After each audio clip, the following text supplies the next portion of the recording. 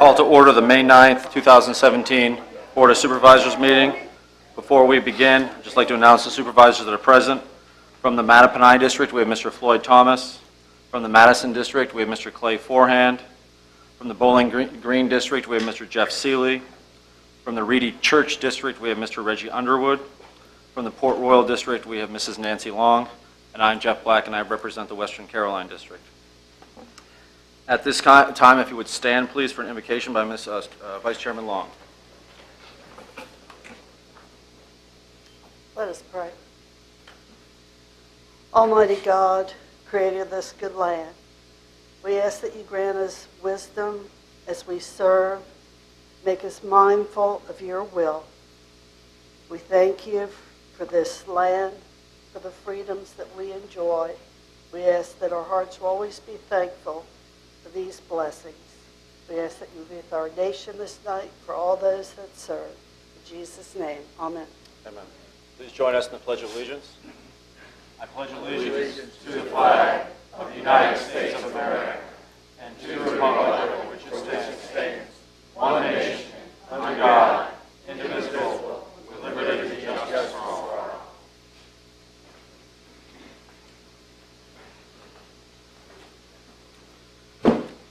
We will now move on with opening board comments. Mr. Thomas? I don't have any today. Thank you. Mr. Forehand? I have a few. I'll be brief on the first one is we have a property in the north side of the county called the Orrick property that went through a phase 1 assessment through the Fredericksburg Regional Alliance.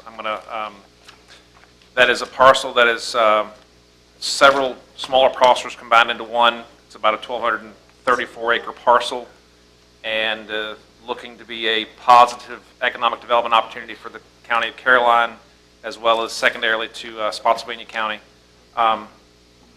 Need to put that on everybody's radar because it is a great site, and I expect to hear more from Mr. Wilson here in just a few minutes. Also going on in the Fred region, which is the Fredericksburg region of Stafford, Spotsylvania, city of Fredericksburg, Caroline County, and King George. That's the Fred region. There's a program called the 2026. It is outlines the employment challenges, strengths, opportunities, looking ahead 10 years on what's going to be available in the area. That is a program that is going on. It's kind of ongoing, and if individuals are interested in participating in that, that is a possibility. And they're looking for a vast variety of insights and opinions for that. Just one stat I will pull out.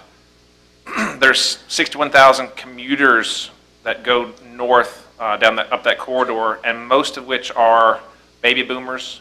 And their concern is that in 10 years, those baby boomers will be out of the workforce, and what will replace, one, the income that comes to the region from that, and the jobs that they're actually filling right now. So they're trying to identify the opportunities and the college educational priorities for this region. Next on the list, there's a Dahlgren, the naval facility in King George. They're having a tech transfer initiative where they're looking at patents that they've accumulated over the many years and trying to create domestic purposes for those.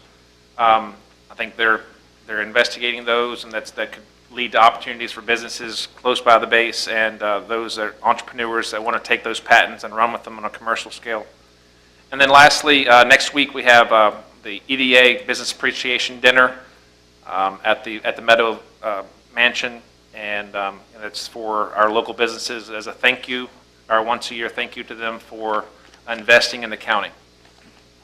That's it. Thank you. Thank you, Mr. Forehand. Mr. Seeley? Mr. Chairman, I just have two short ones. For everybody that participated, the Festival of Feet in Bowling Green last weekend was really quite an event. They've had more people attend than they've had in many years, and I want to thank the Sparta-Ruitans for actually stepping up and stepping in the gap for having that. I think everybody that came enjoyed it, and I think it'll only get bigger.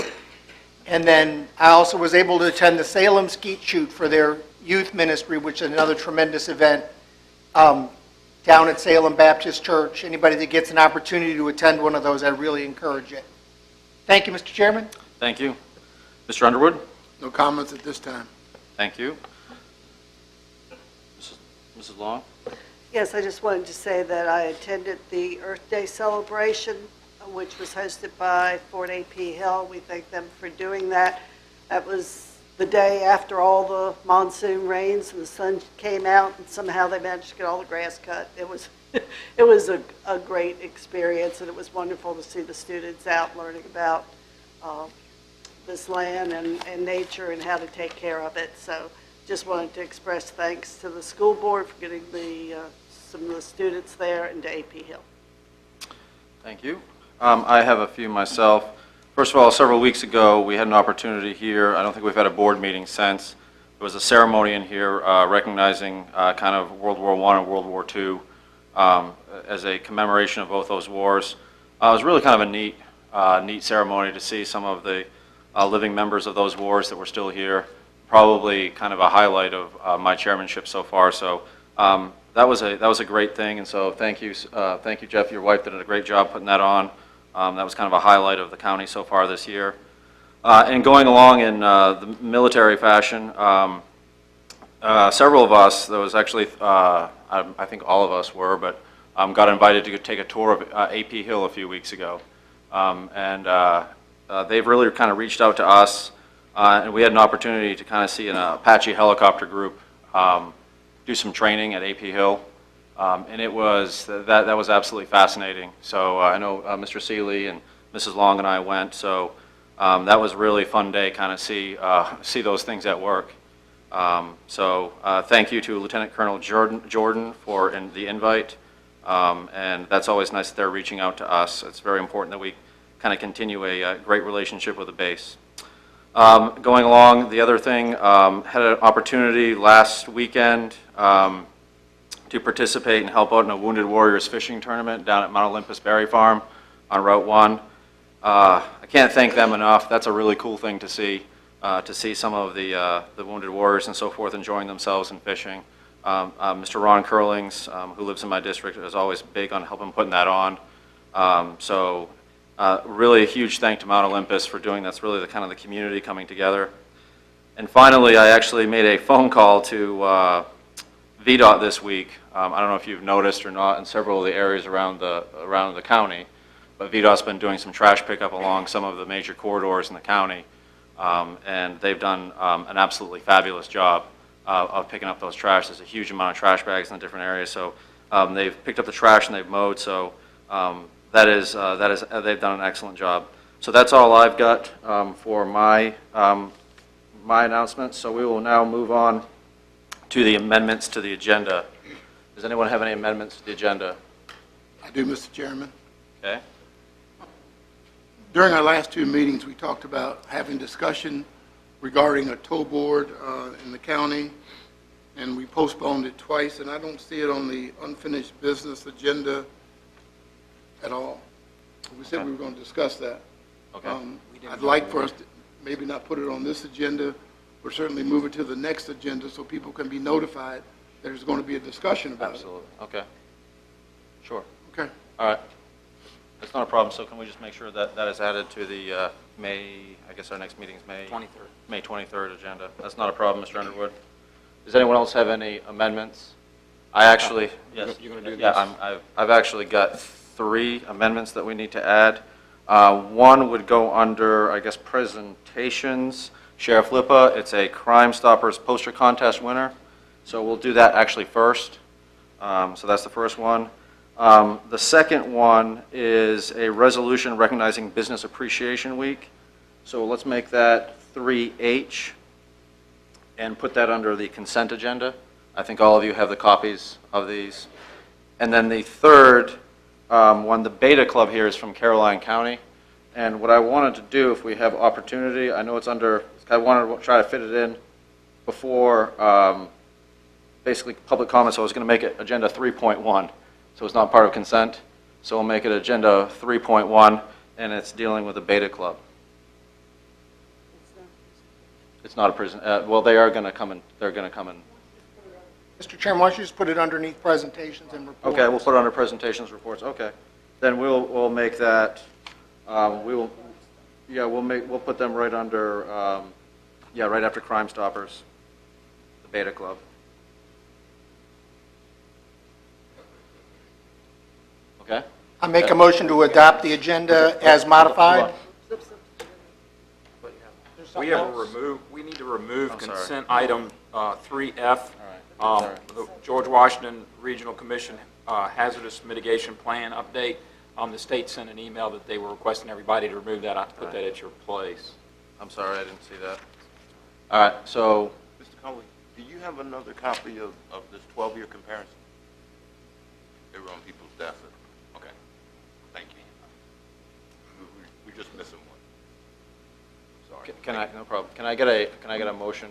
I'll second. Motion to approve as amended. Can I get a second now? I'll get a second.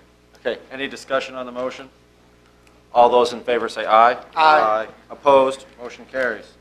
All right, the first, Sheriff Lippa, the first is the recognition of the Crime Stoppers poster contest. And your parents, too. Well, good evening, board members. I'm happy to be here with this young man as far as the Metro Richmond Crime Stoppers, and Lieutenant Nutter represents us down in Caroline County. But it's been very instrumental for us, for our people, to be able to join this group at no cost, and it's solved several crimes. And as a result, I think, is he still called the Q-Man? Yes. Okay. Well, anyway, as a Q-Man, but you wait till you see this work of art. It should have been first, but it is first in our hearts. So without further ado, I'm going to let Lieutenant Nutter go ahead and speak from here on out. Hello, Board. Thank you for letting us present this evening. This is our fourth year of participating in the Crime Stoppers poster contest. Just so everyone's aware, we are members of the Metro Richmond Crime Stoppers, and they sponsor a yearly art contest meant for every jurisdiction that participates in Metro Richmond Crime Stoppers. Students are given a list of rules that they have to abide by, including all the writing that you see on this poster, and they design it on their own. And the purpose is to gain involvement from our youth and let them become familiar with Metro Richmond Crime Stoppers. And each submission that is submitted from each county is judged by Metro Richmond Crime Stoppers Board. This was the submission that was chosen by from Caroline County as the winner of the individual contest for Caroline County, and then all the posters then go and are judged by the board for a regional champion, if you will.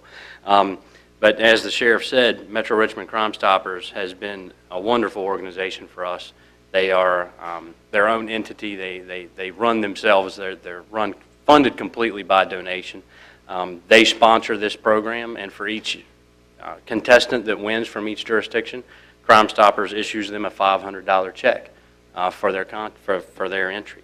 And this year's winner, as you will see with the poster here, is Ethan Hagney, a junior from Caroline High School. And we're here to present him with his check, and we've also got a framed copy of his artwork.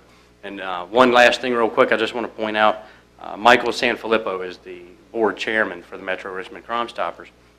And he wanted it on the record specifically that in all of his years of Crime Stoppers, he said that this was by far the best hand-drawn work that he had ever seen submitted in one of these poster contests. This was his vote for the winner overall, but he wanted it pointed out on the record just how well Caroline was represented this year in our contest and the amount of work that Ethan put into this. So, Ethan, this is a copy of your. Can we? We're going to let you all see turn? it because we're going to come up Why there. don't you come on up? Yeah. We will, but just in case they get this at home, for those that view it, hopefully they can get that on TV, and then we're going to bring it up there. Okay. Because we'd like to get a Right. picture with all the board Right. members because Ethan has done so well. Yep. And the family too. Family members, 'cause we're going up there. So Ethan, on behalf of the Caroline County Sheriff's Office and the Metro Richmond Crime Stoppers, congratulations for a job well done.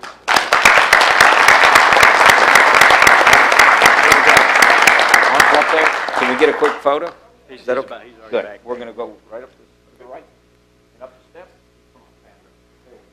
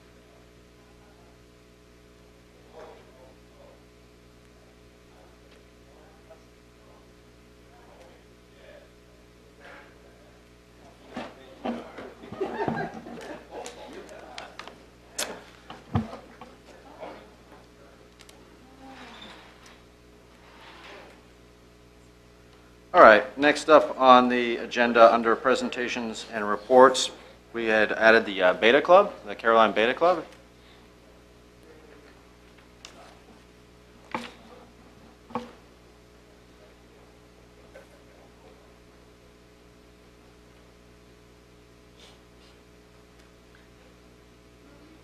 Board, thank you for allowing us to speak tonight. My name is Tamara Fagans. I am working as the National Convention Coordinator for the Junior Beta Club for the county, and that encompasses all 3 elementary schools as well as the middle school. And I have a couple of our betas here that would like to talk to you tonight.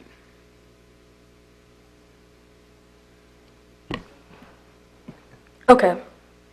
First and foremost, I would like to say thank you to the board for allowing us to speak on behalf of the Caroline County National Beta Club. My name is Daniel Moody, and today I am here to help grow awareness and ask for assistance to help bring myself and my fellow beta members who won previously at the Virginia State Beta Convention to Beta Nationals, which is located in Orlando, Florida. Doing this, I would like to say what Beta has done for me by using its mission statement and examples on how this has affected me positively on a personal level. The mission statement is to promote the ideals of academic achievement, character, service, and leadership among elementary and secondary school students. In elementary school, I was your average student with a speech disability. When I began enrollment into Caroline Middle School, I learned about the governor's school, and my desire was to be a part of the program. I worked to get high-level grades, and doing so led me to being invited to the school beta club and was recognized for my academic achievement. This has helped me feel confident and reassured in myself. Over the course of a year, we are required to fulfill a minimum of 15 community service hours, but I did a total of 31 at Miss Allison's daycare. I worked hard and felt accomplished. I like knowing that I was helping the little kids of the community have a safe and clean environment during the day. Through my academics and service, I have grown in character, confidence, and leadership. Beta has helped me lay down a sturdy foundation needed to build my way to college. Since 1991, Beta has awarded more than $5 million in scholarships in accordance to their national website onto its members based on a number of factors, with special emphasis on academic achievement, demonstrated leadership, commendable character, school and community service, and as well as national Beta involvement. In helping our Beta members get to the National Convention, you are helping us to complete our goals. Hello, I am Emily Hart. Going to nationals might be a once-in-a-lifetime opportunity. Not only is it that, it is also a chance to represent Caroline. It will present us with opportunities to increase our social skills and learn teamwork, which is just as important as academics. Getting all 21 of us to nationals will be hard, but it isn't impossible. We will and have come up with great ways to earn money. Raising money will help us learn teamwork and leadership, which are the important aspects of Beta. It will give us ideas on service projects we can provide and a chance to bond with others to make new friendships. Being at state and winning was amazing. You get the feeling of nervousness and pride at the same time. Going to nationals will give us another chance to feel the same way. We all earned this trip through hard work and are going to work even harder to get us there and to represent Caroline. As you can imagine, getting all of us to convention will be expensive. Some kids might not be able to go if we do not raise enough money. Can we count on your financial support? We have already raised approximately $15,000. Thank you for your time and any donations to the Junior Beta Club of Caroline County.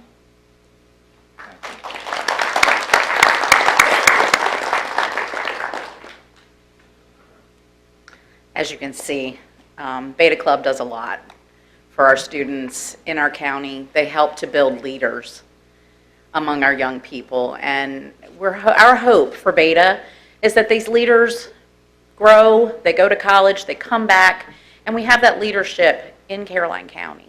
Students that can come back from where they're from and bring those skills back to us to help us in our county. We have 21 students that are eligible to go. It's going to cost over $1,000 for each one of those students to get there. We've been working very hard, and we're just asking the board just to help support us. I know that you guys offered us money last year for Bowling Green Elementary, but this is the first year in Caroline County history that all of our schools will be in attendance at the National Beta Convention. And it's a unique opportunity to send our kids there and to show what Caroline kids can actually do. So we hope that we can count on you guys for some support. Thank you. Thank you. Before you go, Yeah. simple math. Mhm. She said, I believe you have 15,000, Yes. and you said the total cost is 1,000 a student, you got 21 It's students? over $1,000 for each student. It's going to be between $1,300 and $1,400 per student. Yes. Okay, that was a little quick math for me to do, but bottom line is, how much do you, Our goal is 30,000 because we also have sponsors that have to go with them as well. okay, So, so you're Our asking goals- us for some of that 15? yes. What was the young lady's last name? Hart, Hart. Hart. Can I see- H-A-R-T. can I see the young man when we're done? If you can meet me over here? Okay.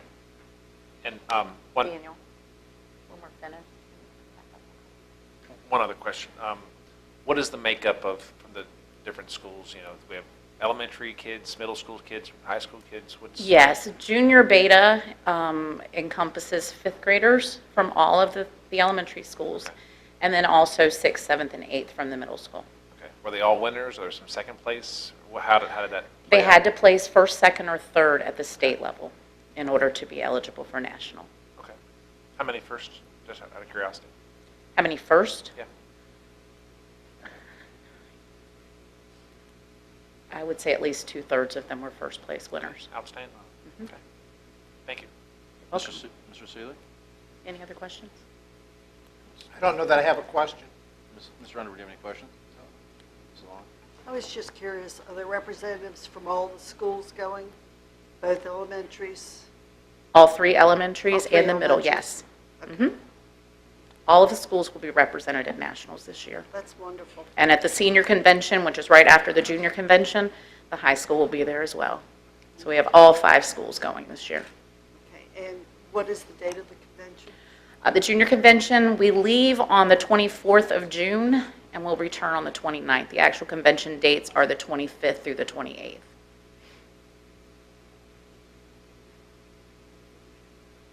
Thank you. Thank you. I don't really have a question per se, I just have a couple statements. Those students, both of them were very, very well spoken, so that's kind of cool. They did a really, really nice job up here. I know that can be intimidating factor, and to have raised $15,000, that's quite a feat, I mean, in itself, plus what they've done in the contest. So I would just like to ask the board, how would we like to proceed?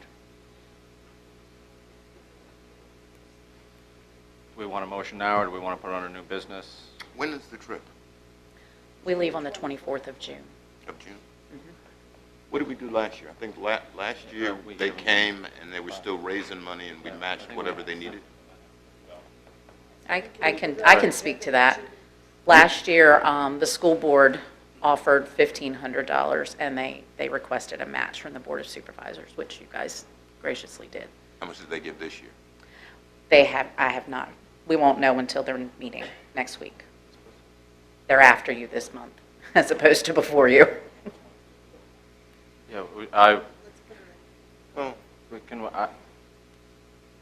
don't leave them short. yeah, let's, I was going to make a motion that we do 5,000 and challenge the the school board to do match 5. us. If We we can do do the 6 and they match us, then they're almost there. Put Okay, I like that. the pressure on them. I like that. We're first. So, we're up first. So can I get a motion to that sort then? Make a motion, we donate $6,000 towards the 21 members of the Junior Beta Club to attend nationals in Orlando, Florida in June 2017. Second. I have a motion and a second. Yeah. Is there any discussion on the motion? All those in favor say aye. Aye. And motion carries. Thank you very much. We Congratulations. appreciate your support. Good luck. Thank you. Make sure the school board knows we challenge them to match Yeah, us. just make sure that, yeah. Oh, I will. Okay, thank you. And you I'll only be got emailing Chairperson Carson in just a few minutes. and you only got that money because of those great presentations they did. Absolutely. That's She's going to be outstanding. I hope you guys don't live in the Mattapani district. 'Cause she's going to be great. Yes. And I will he- tell you, he it's is too. funny because when they spoke before the school board, the school board said you chose your speakers well, but I will tell you, I didn't even choose my speakers. I just put it out there, and these were the first two that said, we'll do it. They write their own speeches, and they do a fantastic job. This is what Beta does for our kids, right here. That's a good example. So, Fabulous thank job, you. both of That's- you. Great job. Thank you. Thank you very much. I'll send Mr. Moody up to you, Mr. Thomas. I've seen him already. All right, next up on the agenda, we have a recognition of emergency medical services providers and emergency communications officers for services provided to the Coots family. Fire Chief Loftus?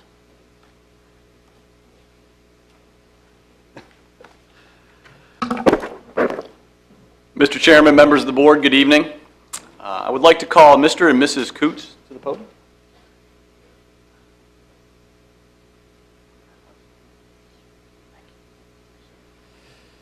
Later this evening, the board will be proclaiming May 21st EMS Week, and that's a celebration of our EMS providers and our EMS system, which includes our dispatchers and deputies as well. But this evening, we have two residents of Caroline County that want to celebrate our EMS system and thank our providers and thank the board publicly.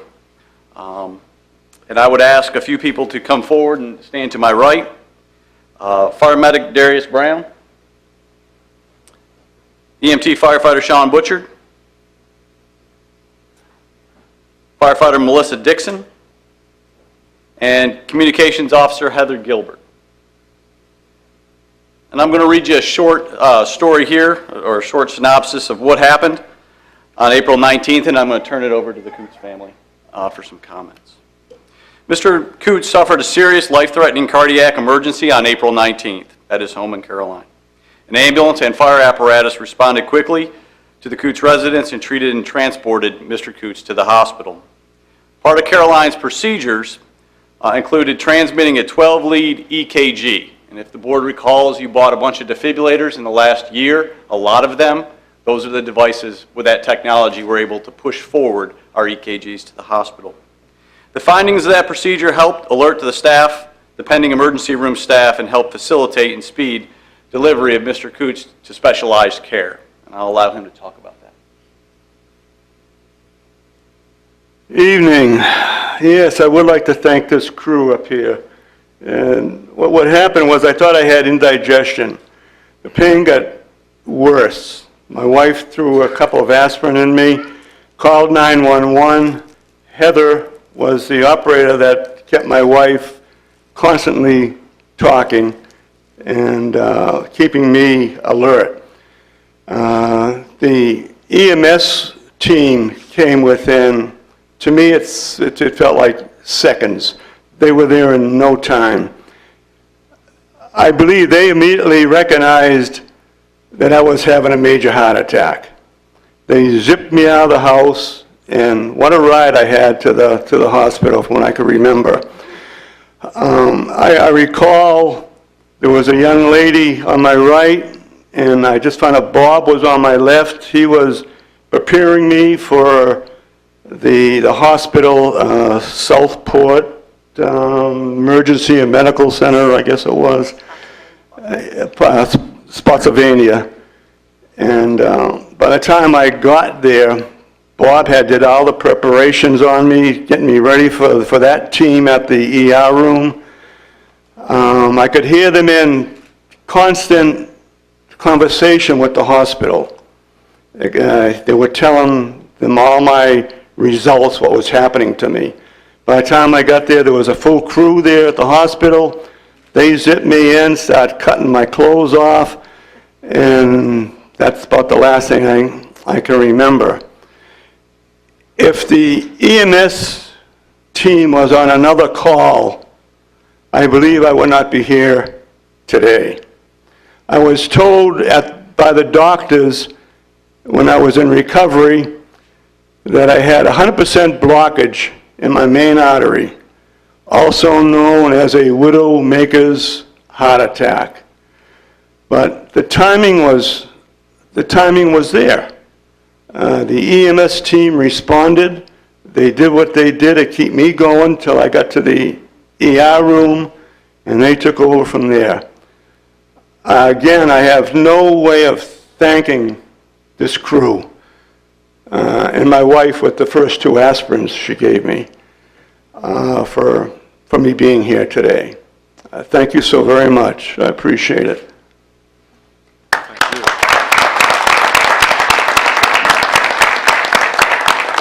I don't know how many of you have ever had to call 911 before, but that was my first one for something that major. And Heather answered the phone, and I didn't know Heather. I just knew I was calling 911. She kept me calm. She also told me to give him 2 more aspirins, which I did. She kept telling me not to hang up, which I didn't. She says, I want you to ask him questions. Everything, I'm feeding it to your EMS team that's on the way. They're going to know everything that you're telling me by the time they get there. I'm telling you, guys, whatever you have to do to keep us having one of these kinds of teams in this county, everywhere, we need more people like them. They give their time, selfless. It's amazing to me. And I have my husband today. He's here. I mean, there's no other word that you can say, but thank you. Thank you.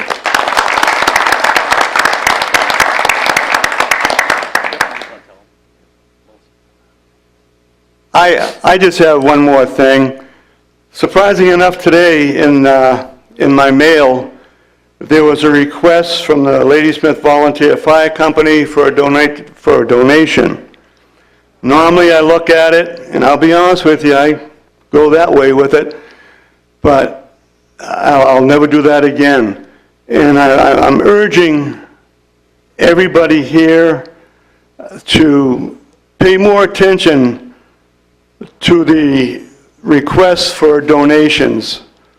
You also get one from the Caroline Sheriff's Office. We need these 2 units here. Do what you can for them. Thank you. Who do I give this check to? Okay. Thank you. Thank you again. Thank you.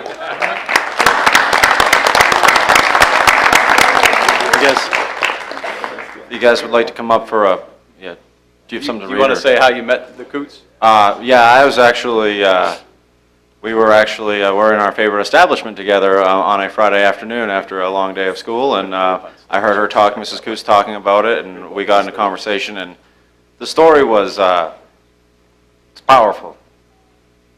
So, thank you guys for everything that you do, so, and thank you for telling the story. It means a lot, because a lot of times as supervisors, sometimes we hear the complaints, and sometimes we don't always hear the good.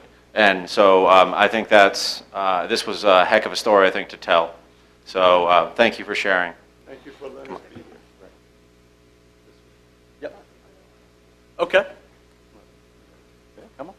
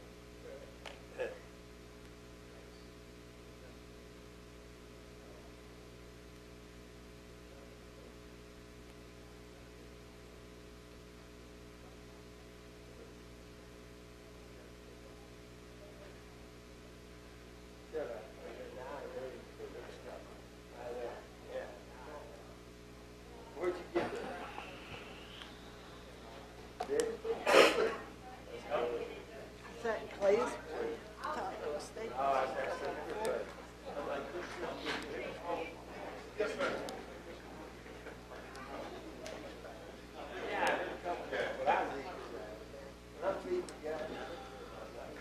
All right, next up, we've got the presentation on economic development super sites. Mr. Wilson?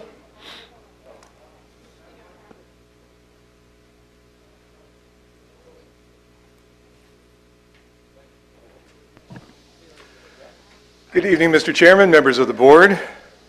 I've already thanked Mr.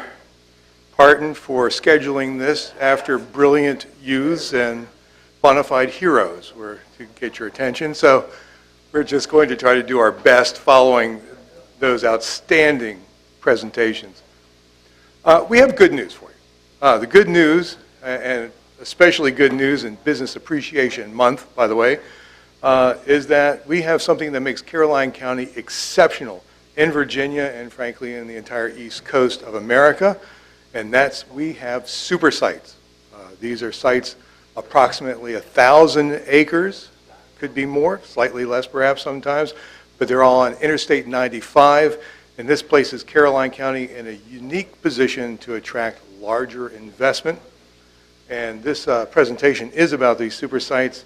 We'll be discussing those, and not projects specifically, but what we have developed working with our landowners, with brokers and industry to put together these parcels that put us in an entirely different category than our other communities in Virginia. And if I'm working this properly, we'll be able to take a look at those. And a little context for super sites. And location. We have a great location, just to start with. We're right in the middle of the Mid-Atlantic. We're also in the middle of something called the Golden Crescent, which is about 15% of Virginia's space, land area, but it has about 65% of its population. It also enjoys great airports nearby, ports, great highway access, and if you're in Caroline County, no traffic congestion. In fact, we are a reverse commute community. You can be 50 miles away from Caroline coming south during the normal commuter traffic, and you can get here in 50 minutes and sometimes less. But that depends on who you are. We also have great access to both northern and southern markets, and our central location just cannot be overstated as a significant advantage for our super sites. Again, mentioning these things, we are between the capitals. Again, big urban areas near us, Richmond and D.C. We are served by the Interstate 95 and have rail. That also serves one of our sites. We are outside what is called the blast zone. The GSA has drawn a 50-mile circle around Washington, D.C. If you're outside it, you're far more likely to be in good shape in case something terrible happens in the future. It is one of those regrettable things that does come up in economic development conversations. We say we're strategically safe, which is another way of putting it, but it is a decision-making criteria for a lot of businesses. We do straddle two labor markets, Northern Virginia and Richmond, and we have great low taxes and land prices.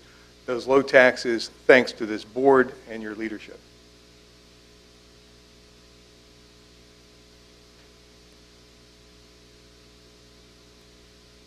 and we have labor. What we are not showing on here is the most critical labor of all, which is the 650 approximately Caroline County residents that want a job. They're currently unemployed, even though we have 4.2% unemployment. Those folks come first. They're our major concern.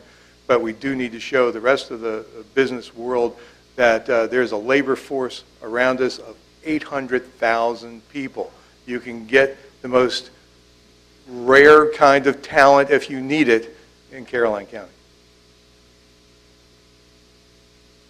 Utilities for these sites, yes, we do have them. Electricity, gas, water, even reuse water, sewer, redundant fiber.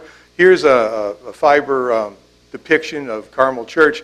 You have 1, 2, 3, 4, 5 specific lines running through there, and the Summit Hygiene line, probably the most recent, is a very large, mostly empty pipeline for fiber. We are well positioned for any kind of communications need. We can move not just physical items, but information as well. Political infrastructure. This is actually a rather big deal when it comes to recruiting industry. In fact, we heard a presentation by Christopher Lloyd, a site selector, just the other day. And one of the things he's saying is that we have good leadership in this region. And this board, I think, is taking the leadership position of that leadership in this region. Pro-business deal makers aggressively want to go out and get businesses realistic. You've enacted a CDA ordinance, a technology zone, and everything I keep being told by this board is that we're ready for the next deal. So you cannot overstate your role, and it's an exceptional one. Thank you. And do we have room? Yes, we do. We have plenty of room, and here are some sites. This is a context piece. This is to show you what would be large in any other community.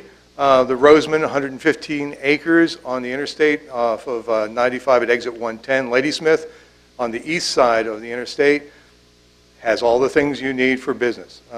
Water, sewer, power, fiber. It's mostly cleared. They're ready to sell, and that's a fairly new development. We've been working with those folks for a long time to get it into the marketplace. So we're pleased with this. Again, most communities would be thrilled to have a parcel this size that's already zoned M1. We also have another parcel, again, 200 acres. This would be very large for most communities. Again, this is the Caroline Commerce Center, in Carmel Church. It's about 200 acres. It's already zoned M1. The wetlands are mitigated, delineated. There are utilities seconds away from Interstate 95. And it is engineered, test fit, computer slow, for a 1 million square foot distribution center or manufacturing facility. Again, all the things you need for an industrial property, all set up, lined up, ready to go. Its neighbor is McKesson, Fortune 15 neighbor. That is also a nice statement about the quality of businesses that come to Caroline. And we have advantages. Again, this board has kept our taxes low, and we are highly competitive. We don't want to go through the entire list. It's in writing everywhere, certainly on our website. But if you want a good deal, you'll be coming to Caroline County because we have a low tax rate. Our first super site, and this is one that Mr. Forehand referenced earlier. This is the Orrock super site. It's one of 3,000-acre sites in Caroline County on Interstate 95. It's just a little west of the interchange. You have to go through about a mile of Spotsylvania to get to us, but it's worth the drive, of course. It has a main transmission, electrical transmission line on it. It's close to the major VNG gas transmission line, and it is currently being studied for the Business Ready Sites program, through that program that the VEDP offers. We've already been through the first phase, and now we're working toward a second phase assessment on that site that will help make it more marketable in the future. Water and sewer will be possible in the future, I think, on this, and fiber, again, close by. This is a beautiful piece of ground. We're going to be determining how much is buildable very soon.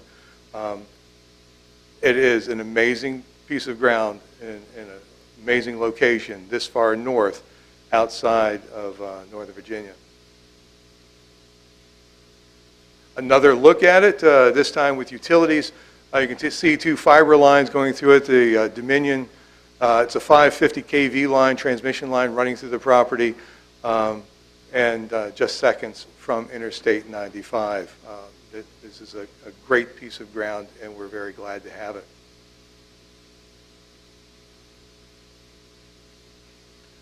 Lady Smith Super Site. This is a 1,100-acre parcel. This is an assemblage of several parcels, all of which can be purchased separately as well. We have packaged it as a super site to show the potential of this location. There's over a mile of interstate exposure. It includes the Roseman M1 115-acre parcel that we talked about earlier. It has an access road into the site, water, sewer, power, fiber, and immediate access to Interstate 95. It is probably a part of one of the most northern undeveloped interchanges for large industry in Virginia. It's also an unparalleled development opportunity. This map is slightly inaccurate in that there's a small portion pretty much in the middle that is not a part of this site, but the outline is clear of its extent.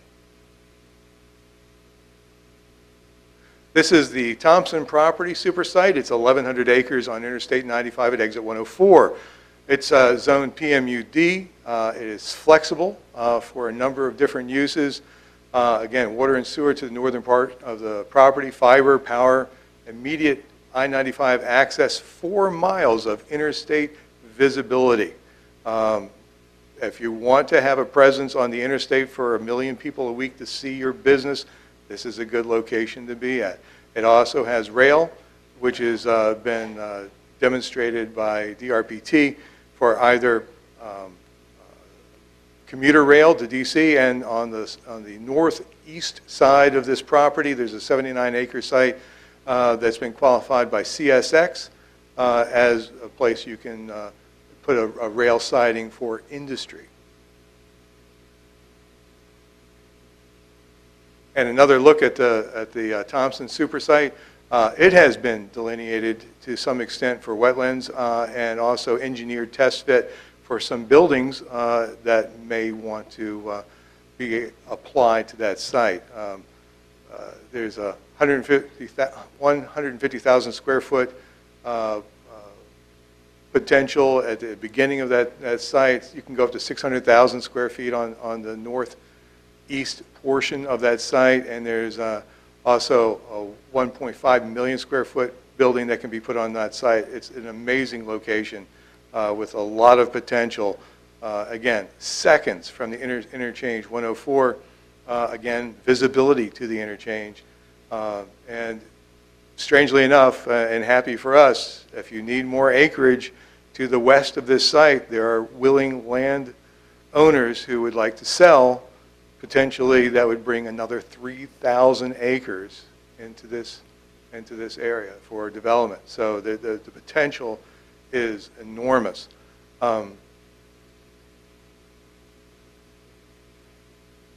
And our small super site, 750 acres, also at exit 104, is Luckstone Data Center Park. We have been working with Luckstone for quite a long time, multiple years, to get them to consider developing their property for industrial or for data center use. They have agreed, and we're still working on that process, so this is a sort of a preview of what they will be bringing to the table. It is an amazing site. Again, 750 acres, very buildable, a lot of it extremely flat.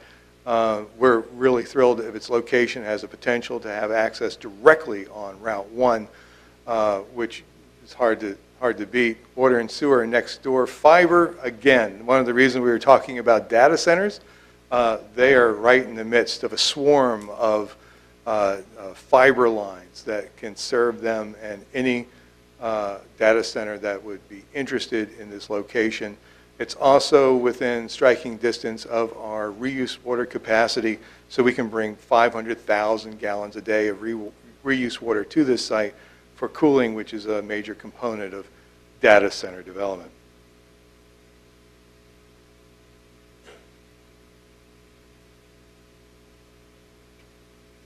So the good news is that we do have these exceptional sites, 4 in all, almost 4,000 acres that we can bring to the table for businesses that want to come to Caroline County or looking for a big location on Interstate 95. We have the immediate interstate access, utilities in place, M1 zone for many of these parcels, excellent labor market, low-cost land, low taxes, thank you, outstanding road network for logistics, aggressive deal makers. Your leadership is key, outstanding locations and access to markets, and we want businesses in Caroline County. Now, I should mention, how do we get this message out to the world? We're doing a number of things with that. We try to give you more bang for the buck than just about anybody else. We like to have more bucks, of course, but the ones we have, we like to make good use of. And we're doing this and bringing these super sites and the rest of our sites to the world's attention by advertising directly on end user and site selector communities such as CoreNet and LoopNet. They have a huge web presence that gets the message out. We're participating directly in the IAMC Professional Forum, the national event held in Richmond this year. We're direct calling the brokerage community and site selector community. We have a presence on Virginia Scan, Virginia's economic development website, also the FRA website, and both the FRA and the VEDP have staff promoting Caroline County's properties all the time, and Caroline County's website. We're also attending the 7th Annual Providers Forum on Data Centers and Cloud Services Infrastructure Conference in the district in June, and sometimes the media covers these kind of presentations and helps us get the word out as well. So that's where we are this evening, and I think the board has a lot to be proud of with the community you have to work with. We have big properties, and we're able to bring in have a place to bring the big businesses when they're looking. Thank you, Mr. Wilson. Does anyone have any questions? Mr. Forehand? Mr. Seeley? Mr. Underwood? Mrs. Long? Nicely done, Gary. Thank you. Thank you very much. Thank you so much. All right, next up, we have our fiscal year 2017 third quarter budget report. Mrs. Hatcher?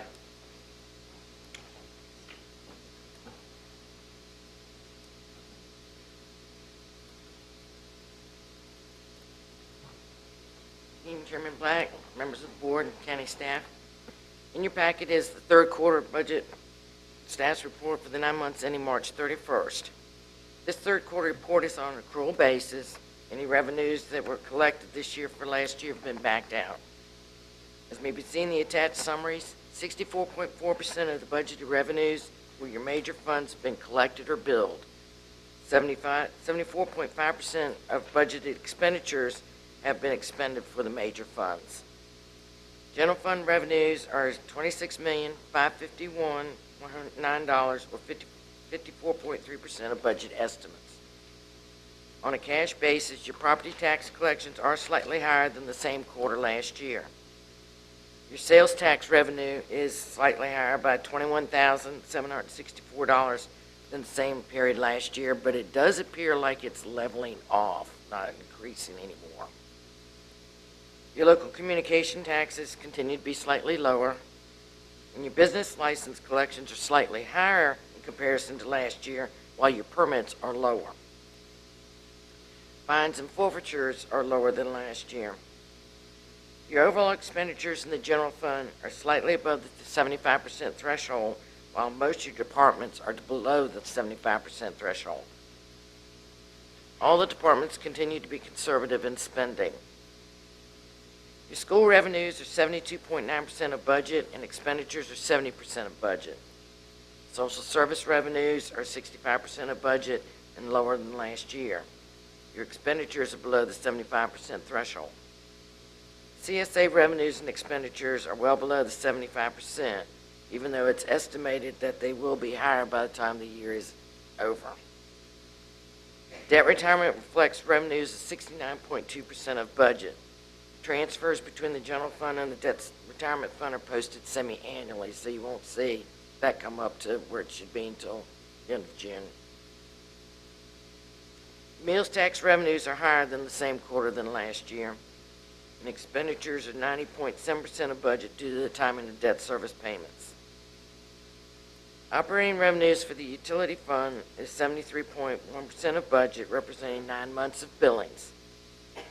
Operating expenses for the utility fund is 65.4% of budget, below the 75% threshold.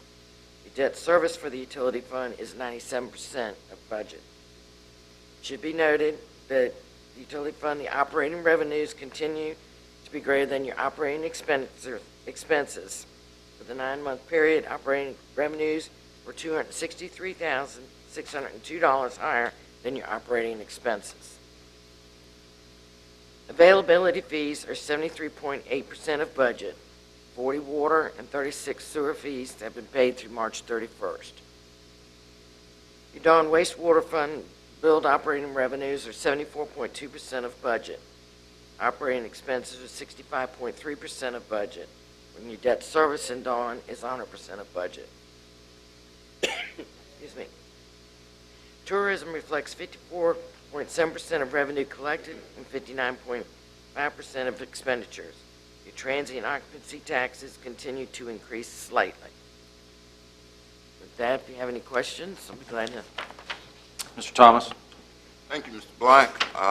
Ms. Hatcher, this is, I was going back looking for last year's, but this is the third quarter report. Yes, sir. So 75% would be the number we look for in most things. That's correct. And you said that 74.5 of the budget expenditures have been expended, which is great.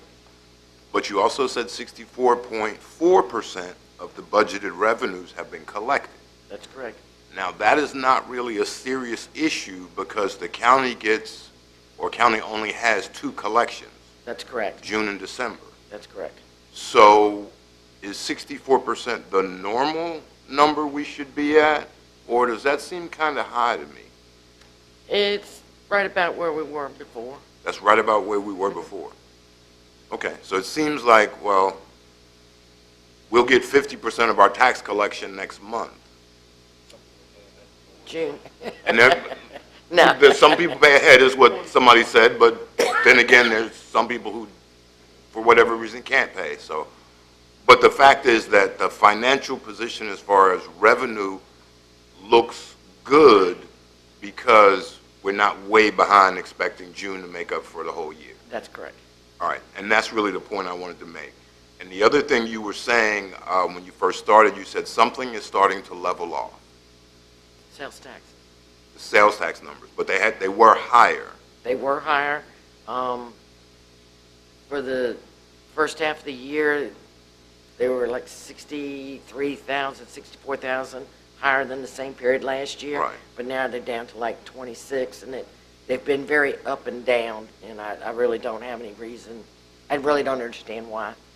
I'm just guessing because the summer there's more travel and things like that, and maybe that could help, but We haven't gotten to summer yet. that's why it was higher last year. It was higher through the winter. Through the winter? Okay. Well, when you figure out a guess, let me know. But, all right, that was the one point I wanted to break out is we're in pretty good shape, and I'll compare the 64.4 to what it was last year in a minute. Thank you. I can look that up for you and send it to you if you'd like. That would be nice. Thank you.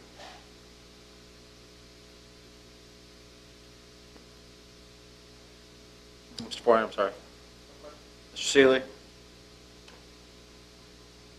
I guess was looking at the 75%. So compared to last year, roughly where are we in terms of overall budget? About the same? About the same. So there's no big increase and no big decrease? No, sir. All right, thank you. Mr. Underwood? Mrs. Long? And I have no questions as well, thank you. Thank you. All right, next up on the agenda, we have the presentation of the new County Fire Engine and the Drone Program update. Do you want to do the consent, and then we Go could back like and- take a break and do that sort of simultaneously with the break? That way you don't have to leave and come back. Just a suggestion. Is the board okay with that? All right, that's fine. So we'll do consent, and then we'll do that, and then, oh, we do have an appointment in there, so we'll do the appointment, okay? So let's go ahead, and then we'll come back to that. Yeah, I was just going to go ahead and make the motion. I've already talked to Susan. If you want me to go ahead and make the appointment, I will. Okay, go for it. Mr. Chairman, I'd like to nominate Susan Dietrich as one of our representatives to the Rappahannock Emergency Medical Services Council. I have a motion. Do I have a second? Second. I have a motion and a second. Do I have any discussion on the motion? All those in favor say aye. Aye. Opposed? Motion carries.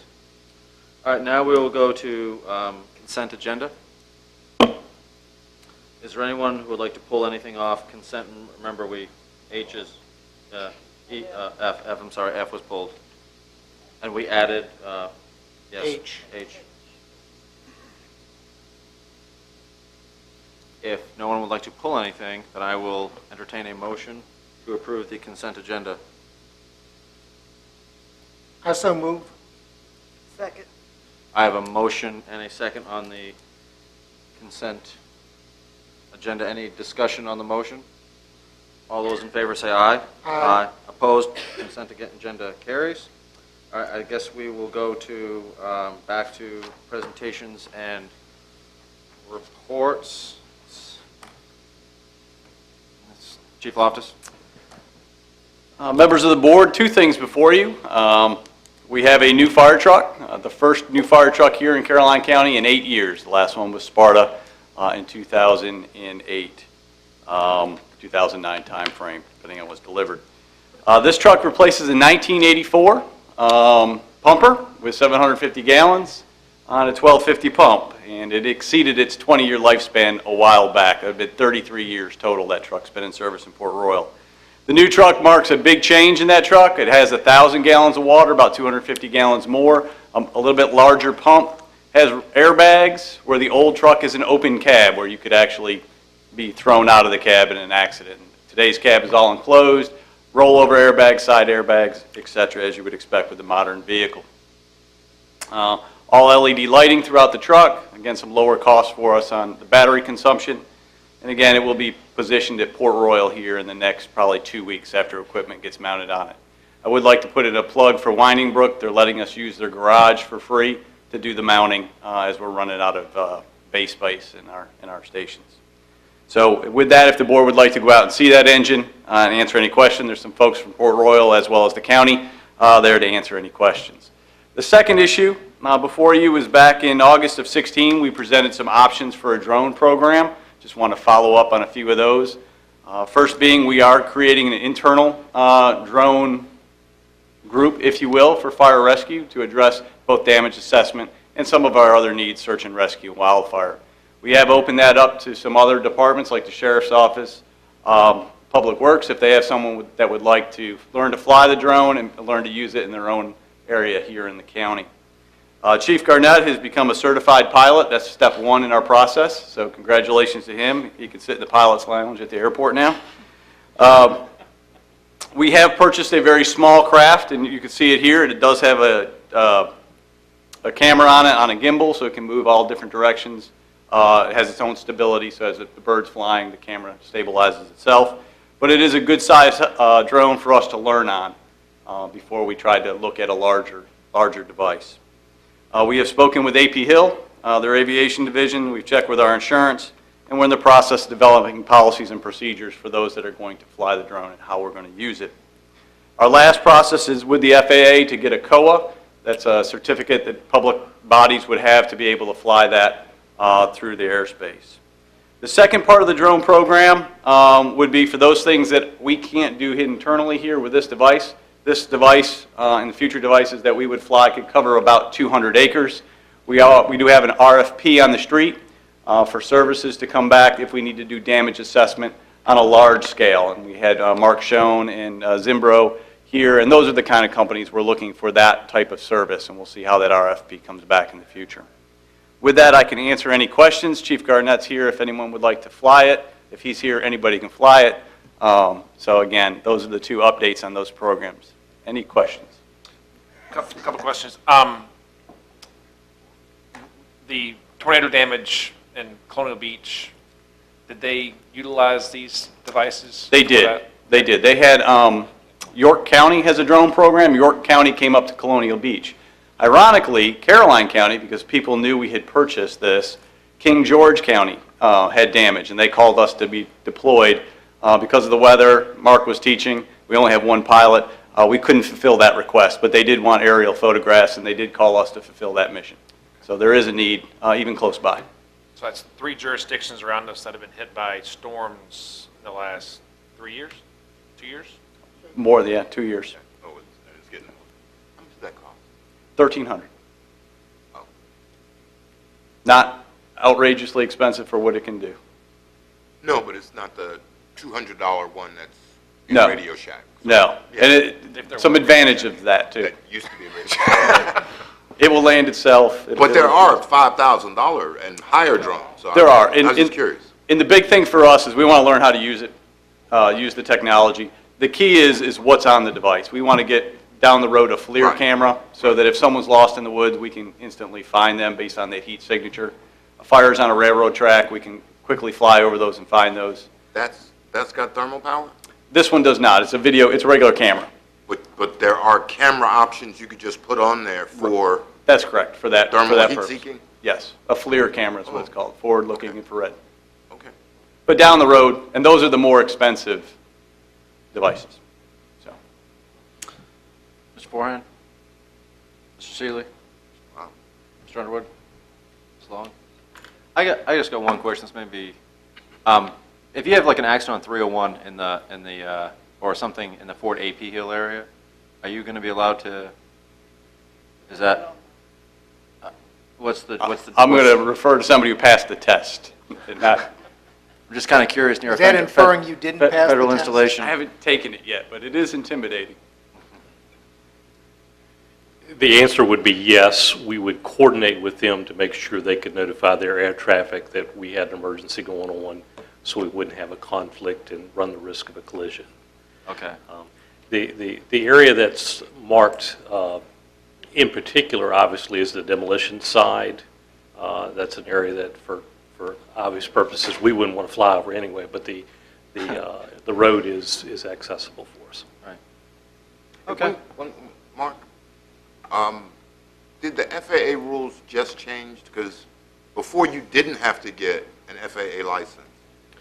And now you Recreational users do not have to get an FAA license. Up to 200 feet or period? Period. Okay. Okay. All small UAS are limited to 400 feet in elevation, and they are software limited. I cannot fly this exceeding that height. You can fix software. But recreational users are only required to pay $5 to register their drone. It gets a number very much like an aircraft, and they can fly for free for recreational purposes. Whenever any mission occurs that's not recreational, then they're technically governed by the Part 107 or the commercial small craft permit process. That's a license that I took. As Chief Loftus alluded to, it's a little cleaner for a government agency to have a certificate of authorization as well that blankets or recognizes the use by the local government for public safety missions. Thank you. I've just got one last question on that, and maybe I didn't miss. How long can that thing stay in the air? This particular aircraft, the battery has an ideal condition of 28 minutes. Now, there is some safety factors that goes there, so we could safely run a 20-22 mission per flight time. And the bundle that we bought came with 3 batteries, so if I cycle them right, we can be almost continuously in the air for. What's the battery charge life? Is it what? Yes, sir. Battery takes how long to charge? For 20? Completely empty battery takes about 60 minutes to charge. Okay. So we have fairly good capacity with that. Okay. Thank you. One of the rules that did change from August, back in August, the FAA said you had to be a licensed pilot. Not a drone pilot, but a regular licensed pilot.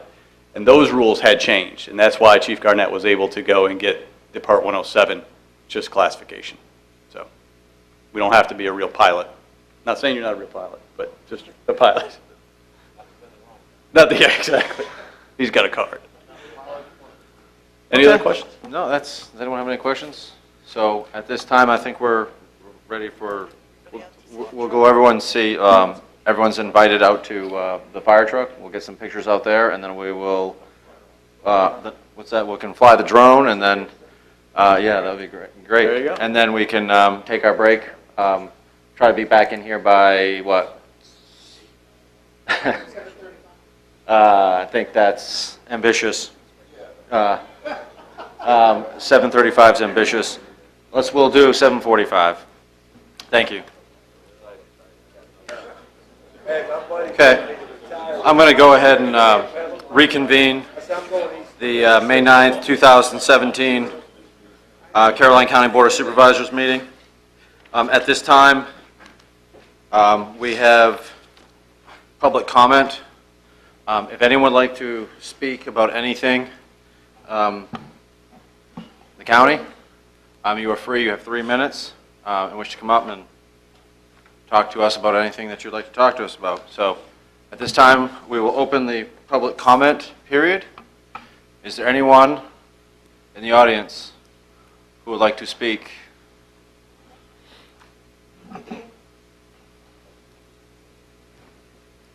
Good evening. My name is Deborah Holt. I live at 106 Lacey Lane, Bowling Green, Virginia. A good evening, Chairman Black and members of the board. Tonight I come to speak to you about concerns that I have about the level of funding that the county has approved to give to the school system. In my 30 years with the division and living in the county most of my life, I want to express my concerns with what appears to be a lack of support for the schools. In my current position of Director of Human Resources and Student Services, the impact on staff and students is clearly visible by the lack of funding by the county. Last year, Caroline County had to replace over 20% of our teachers. In the last 3 years, we've had to replace around 50% of our teachers. In order to recruit, train, and retain teachers, the division must be able to recruit new hires with a competitive salary. With the current 2017-18 Caroline County budget, Caroline County schools cannot remain competitive with divisions to the north and the south. Teacher recruitment is a challenge due to the shortage of candidates, and we compete with divisions that pay more. A robust recruitment plan lacks substance when Caroline County Public Schools cannot give step increases annually.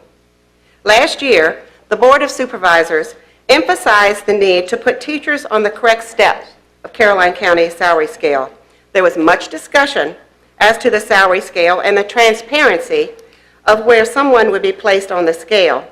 With much effort, this correction was implemented and all teachers were placed on their correct step according to their years of service with the division. Now CCPS takes a step backwards instead of a step forward. It takes less to keep up than it does to catch up. An additional $500,000 will enable the school division to keep all employees current on the salary scale and adjust the salary scales for bus drivers and paraprofessionals. Our paras and bus drivers are the lowest paid in the area. Based on the current teacher shortage and the accreditation status of our schools, this should be a priority of the county's proposed budget annually. I would appreciate it if the board would revisit the school system's funding amount for the school division. It is a dire need and it must be addressed. I appreciate the opportunity to speak tonight. Thank you. Is there anyone else?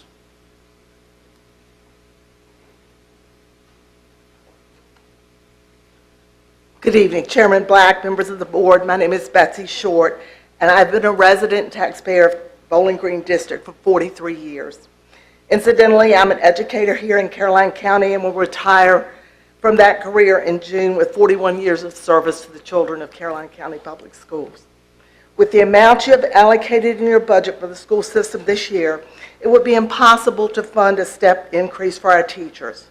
The work that was done last year to revamp the salary scale and move teachers who have been frozen for up to 5 years to the appropriate step will be undone, and we will again fall behind in developing a competitive salary scale. I asked you to reconsider the amount of money you have appropriated in your budget for Caroline County Public Schools and increase that level of funding at least to the amount necessary to fund a step increase for our teachers. Since I am retiring in June, I will no longer have a vested interest as a paid employee. However, my concern for the well-being of our school system is a high priority in my capacity as a resident and taxpayer. Over the past few years, I've heard the Board of Supervisors speak about the importance of economic development, the importance of controlled growth, and the importance of attracting quality business to Caroline. I implore you to take a closer look at what priorities will truly make a difference in the lives of the citizenry of Caroline now, and more importantly, in the future. Whenever I have conversations with realtors, business leaders, and potential residents, the first question I most often ask is, what kind of school system do you have in Caroline County? While I am positive as possible, ultimately I have to say our salaries are not as competitive as they should be. And because of this, we often are not able to retain the teachers, many of whom love teaching in Caroline County, but who have families to support and feel compelled to move on to surrounding areas that pay much more. As elected representatives, some of your responsibility is to do your best to provide our school system with appropriate funding so that the children of the county can receive the highest quality education possible. The amount of funding you have provided in the past is lacking when compared with local effort around the state of Virginia. In fact, the 14-15 Caroline local funding effort per child was $2,914. That amount of per pupil expenditure ranked Caroline 109th out of 134 school divisions in the state, with the state average being $5,949 per child. Do we really want the children of Caroline to rank 109th out of 134 when applying for colleges or seeking employment? A few years ago, the citizens of this county overwhelmingly voted for a bond referendum to improve and renovate the schools. The 80% of the voters who approved that referendum did so because they believed the students in Caroline deserved quality school facilities. I feel confident that most of those voters also believe that it is incumbent on you as their elected representative to provide funding to ensure that the education provided inside those facilities mirrors the quality that is now displayed on the outside. When asked Ms. about our Short, schools... Ms. Short? Yes. We're over. We're actually 30 seconds over. Can we go Okay. ahead and wrap it up, please? Yes. You may believe you cannot afford to provide more funding for our schools this year, but I believe you cannot afford to do less than increase your funding level necessary to give our teachers the pay increase they so richly deserve. Thank you for the opportunity to speak with you. Thank you. Is there anyone else who would like to speak?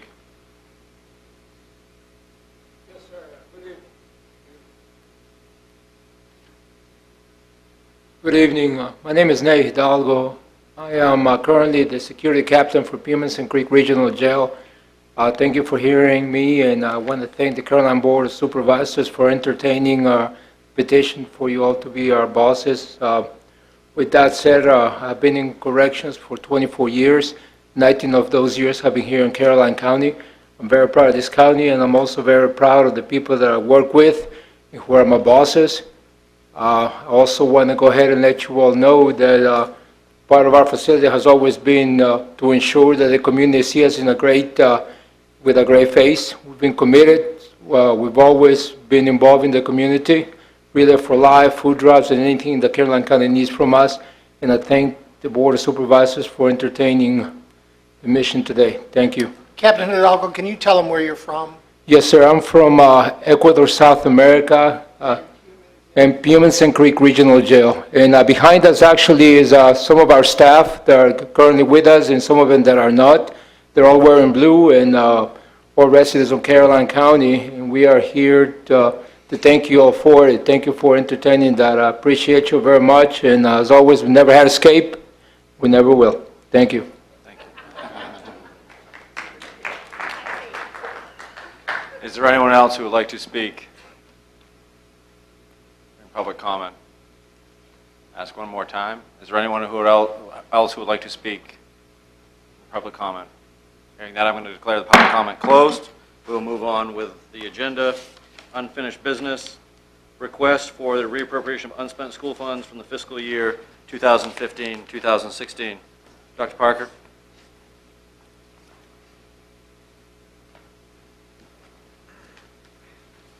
Good evening. Mr. Black, Mrs. Long, members of the Board of Supervisors, I stand before you this evening requesting the full appropriation of the reversion funds from the FY16 school year. In your packets, you should have received a letter addressed to Mr. Black with the details of that appropriation request, as well as a spending plan for the requested funds.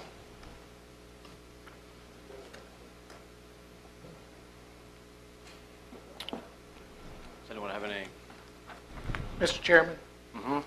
Dr. Parker, under the baseball stadium, in the list that we have in it for expenditures, you have lecterns, a riding floor scrubber, student desks, student chairs. I was confused why that was under the baseball stadium. No, it's not under baseball stadium. On the list that I have here, it's under school capital improvement requests. And those are items that are currently under our capital improvement plan for purchase.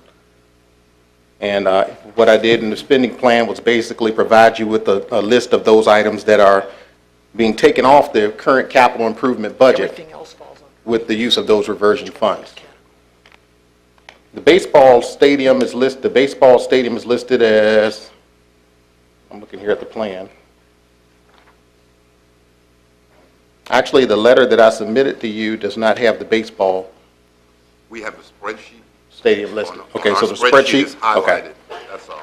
And it looks like category baseball stadium, because the rest of this, the spreadsheet is laid out the same way as categories and then what's underneath Yeah, it. do you have a copy of this spreadsheet here with the green line down the line? They're brown on ours. It's yellow on yours? Okay, good. Okay. All right. Yeah. So everything that's highlighted in You look yellow at- going across is on the capital improvement budget. That's in the capital improvement spending plan that was submitted to that was passed by the board and submitted to Mr. Cully in November. So what we normally do, it's been our agreement to take the reversion funds and use those funds to whittle down that capital improvement budget. This year, we also took the spending plan, we also used some of those monies to purchase a bus and also to add a bus leases, which is included in Mr. Cully's budget, which was before the board.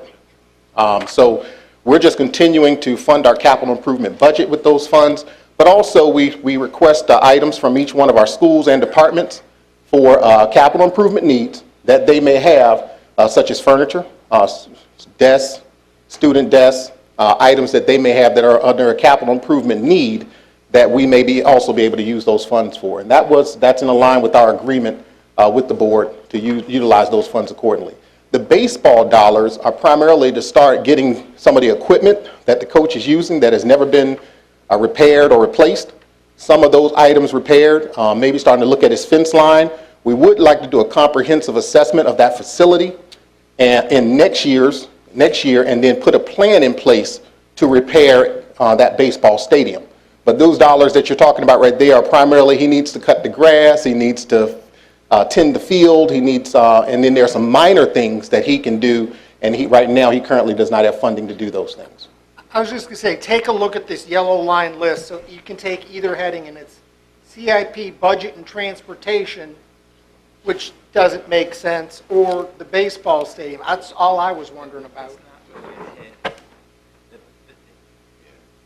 This baseball stadium is not a heading, it's just under CIP. It's just another item. Yeah, Wow. it's under CIP budget and transportation. CIP budget. Yeah, so it's under, right, CIP budget is everything. is the heading. While we're doing that, Dr. Parker, I happened to be at the baseball stadium today. I had to leave to come here, but I met the athletic director and the assistant principal at the high school, and they both talked about issues with the actual stadium. Yes. So. And I'm sure you saw the stairs in there and that are crumbling, and some of the other items on that stadium that look like they're becoming a safety issue. Yeah, well, that's That's not going to be fixed with this $10,000? No, that's going to cost a lot more money than what we're talking about here. He has equipment that he uses to maintain the fields and the facility that has not been repaired and/or replaced in quite some time. He does not have a budget for those things. He's been spending some of his own dollars to take care of field maintenance. So what I wanted to do was to, one, get him some seed money to start working on his equipment and get his field up to speed, and we would get an assessment done of that stadium. And possibly put an RFP out to get a contractor to put a plan in place to repair it. That's kind of what I told him we needed to figure out Yes. how much it all costs. Yes. So I'm going to take this opportunity to again say that I have several constituents who wanted us to name the stadium for Tony Beasley, even though he's still living, and we're happy about he's still living. But he was with the Texas Rangers. He's in Major League Baseball from Caroline. That might get a little bit of revenue from the Major League Baseball club. Okay. So I know the school board controls that, but if you consider that, we could possibly get in touch and maybe have a win-win for everybody. Well, I know Mrs. Carson is here. We'll be happy to talk about that. That's the first I've heard of that, but I'll be happy to discuss that with the board. We will need some funding to repair that baseball stadium, as you can see, but we'd like to put a plan in place to do that. Sure would be nice if somebody else paid for it. Yes, sir. Always. Dr. Parker, I'm not an expert on Title IX. Just to plant the seed, are we running into any issues if we dump $150,000 into the baseball stadium and then we don't do something comparable? Well, just so you know, just before the season, we repaired the softball dugout, and we're also going to look at field maintenance out there as well. So we'll try to make sure that the female sports programs continue to get us equitable look and resources as needed. I'm not trying to borrow trouble. I just wanted to make sure it's on radar. Yeah, always. Okay. Mr. Seeley? No further, Mr. Chairman. Mr. Underwood? None at this time, Mr. Chairman. Ms. Long? Mr. Chairman, I would move that we move forward with the recommendation of approving the establishment of a special school reserve fund in the amount of $100,000, and that we go ahead and approve the reappropriation of the $343,909 and unspent 2016 school funds to the 2017 budget. I have a motion. Do I have a second? I have a motion and a second. Is there any further discussion on the motion? Okay. Call for vote. All those in favor say aye. Aye. Opposed? Motion carries. Thank Thank you, you. Dr. Parker. All right, the next one is the continued discussion of the use of the 2018 Fire and Rescue Funds for volunteer stipend and/or additional career staff.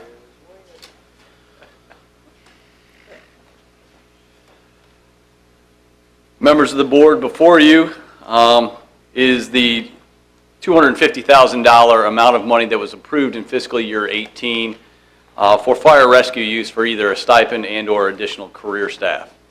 I've provided in your packet my recommendation for those. It would include both stipend funds and hiring 3 additional staff. The reason this is before you tonight is one of timeliness. If we do hire additional staff, the time it takes to train them, hire them, and do all the things before July 1, we want to get those things in place or begin to refine the stipend program before that time as well. I would call your attention to the packet.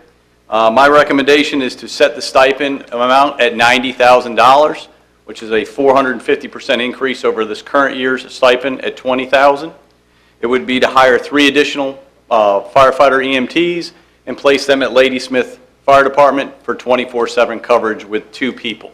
We would take our daytime staff and these 3 additionals and make a continuous 24/7 2 people, just as we're doing at Bowling Green with the fiscal year 18 funds.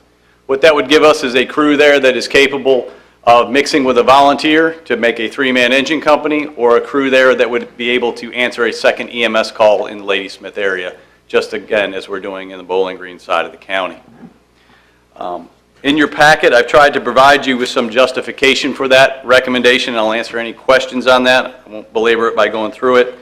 But one of the things I see on both sides of the county is we have opportunities when we have volunteers in the station that, one, we don't have enough of them. There's only one person there, and I've showed you a schedule in there of that when that happens, and it happens often. So additional career staff would supplement that by having enough folks to make a crew. The other thing that happens a lot of times in the county is we have 2 volunteer firefighters in the station that are qualified volunteers, but they're not qualified to drive. And so that limits us significantly on the use of those folks. They're there in the station, but they're waiting for a driver. So we either have to take an ambulance crew, drive up there, get off the ambulance and get on the engine, or they have to wait for someone to come or they don't even respond. So I would ask that the board consider that recommendation. I've given you the pros and cons. I truly believe having a guaranteed set of coverage on that side of the county, even if it's only with 2 people, will make a significant impact on our response times, both on fire and EMS.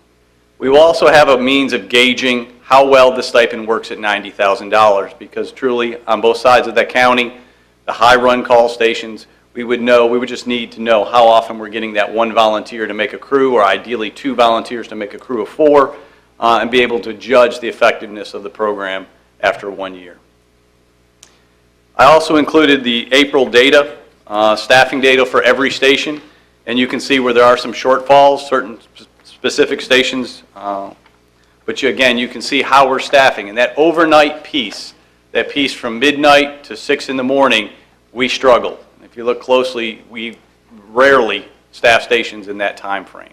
So again, having someone guaranteed there, in my opinion, would be the best use of those funds. Chief, okay. You all set? Yes, sir. Okay, thank you, Chief Levis. I'm going to go ahead and start this because for me, this was sometimes when you kind of come up with something that you feel like is a really good idea, and then there's a recommendation against it. It's tough to deal with sometimes. And so what I ended up doing is I set up a meeting with some people outside Caroline that had both been members of full-time and volunteer. And I showed them the data. You had sent me a bunch of data that's in this packet. And we went through it. And I had 3 people from 3 different jurisdictions. So it was covering a wide variety of jurisdictions outside of Caroline. And they recommended to me what your recommendation is. So for me, I'm going to, I know I've been fighting for this, but I'm going to, I'd like to see the stipend program in place for the $90,000, but I am going to switch over to that, what you have recommended. So, I mean, that's where I am. I think it would be nice to have the full-time in Ladysmith. I would suggest, if you can, if we can track this, this program as far as how successful it's being. I mean, if it is successful and we see, hey, look, there's a lot of volunteers, even with this $90,000, maybe you can come back to us and talk to us about it and say, hey, maybe next year we can add more to it or something to that effect. But that's where I am with it, and I kind of wanted to go first. So, Mrs. Long, do you have anything to add? Well, I have a question. Why is Port Royal not in here? Port Royal's in there. If you look at the... Did we find it? Yeah, that's Station 3. Port Royal and Upper Caroline are on the same page. That would be Station 3 and Station 6. They left it at my packet. She was probably looking for the Carmel That's Church okay, I Station. just didn't have it in mind. It just got Really? missed. I didn't make the packets. Sorry, That's Mr. Park. fine. Chief, one Take question. Sir. Questions. Would this help with your 24-hour leadership role? Is it feasible to? No, because these guys are on the truck, Thank you. period. Okay. And same thing we have today. They're either on the truck, they can't separate themselves from that role as being the first in responders. It will help a little bit, no doubt, because we'll have some folks there. But again, having a person that's their sole role is to oversee what's going on is where we need to go. Okay. The more people we put in the street, the more that becomes an issue. Much like the sheriff's office, we'll always have a sergeant working, so on and so forth. The sergeant's generally out there patrolling as well, though. Right. And the battalion chief's out there working as well, so if they need an EMS call or something, they can jump in. Second question, the current structure of the stipend program, will that just have the percentages increase 4 4.5%, or we add another bracket? Do you have any thoughts on that? I would like to bring that back to the board. It's going to be a mix of the two programs. I think we really need to focus it down on staffing and response. Yep. And I'd like to bring that back to you. I just didn't have enough time to put all that together. Right. But I would like to bring something back to the board. Mrs. Long was, I don't think she was done, so. Chief, I have another question.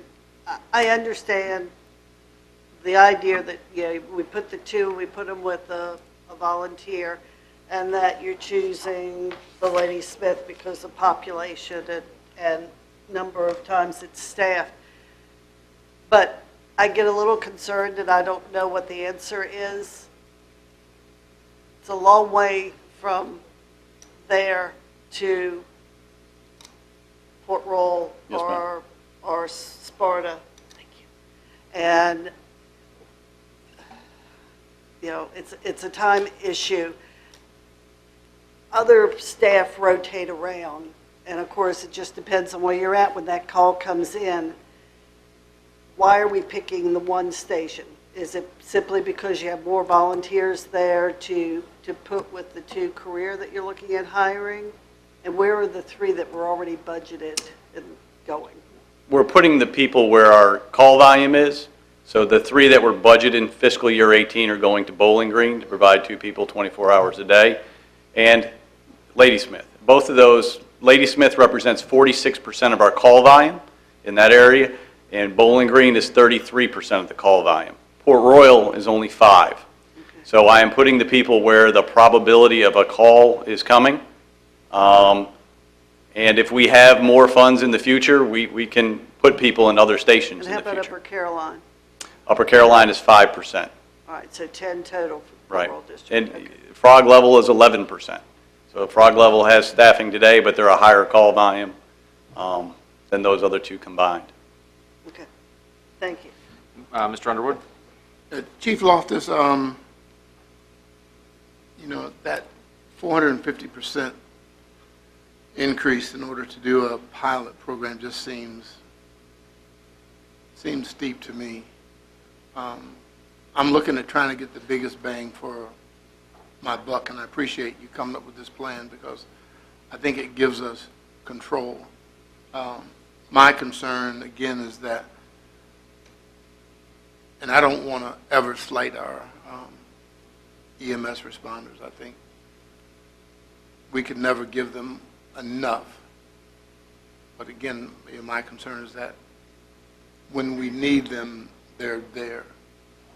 And I just think going from 20,000 to 90,000 for a pilot program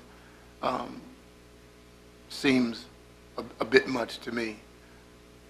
I'd much rather see a more conservative number and then come back and take a look at it, but that's the board's decision, but that's my comment. And I appreciate what you've done and the research, and certainly I'm going to yield to what you think is best.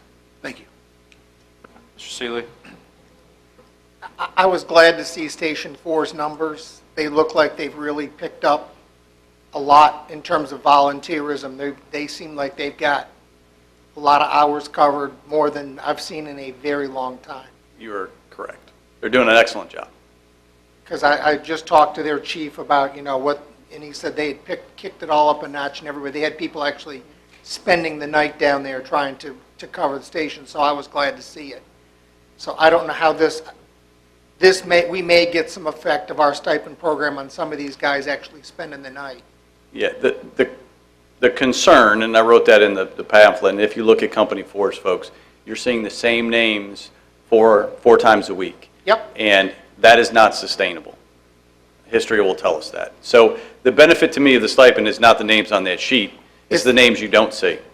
Because we need more people to fill that role, because you can't stay away from your house 4 nights a week. Well, but I do see some Stay nights married. where there's 10, there's 8 or 10 folks here, there's some nights there's 3. I do see a scattering and a mixing of names, which is still encouraging to me, because at least it is the station that's the most remote, and we have folks that are actually volunteering. So I was just glad to see this. So thanks for the list, and I will tell them thank you again from all of us on the board. And one of the things that motivates them is some policy change about a year ago. If they're staffed and they mark their engine staffed on the air, and say another station is not staffed, they're going right on the initial call. So it is, I wrote in there, Sparta goes to Ladysmith, because that's the only engine that's staffed at night. And so they're going a long way. So that helps keep people in those slower run stations. Mr. Underwood?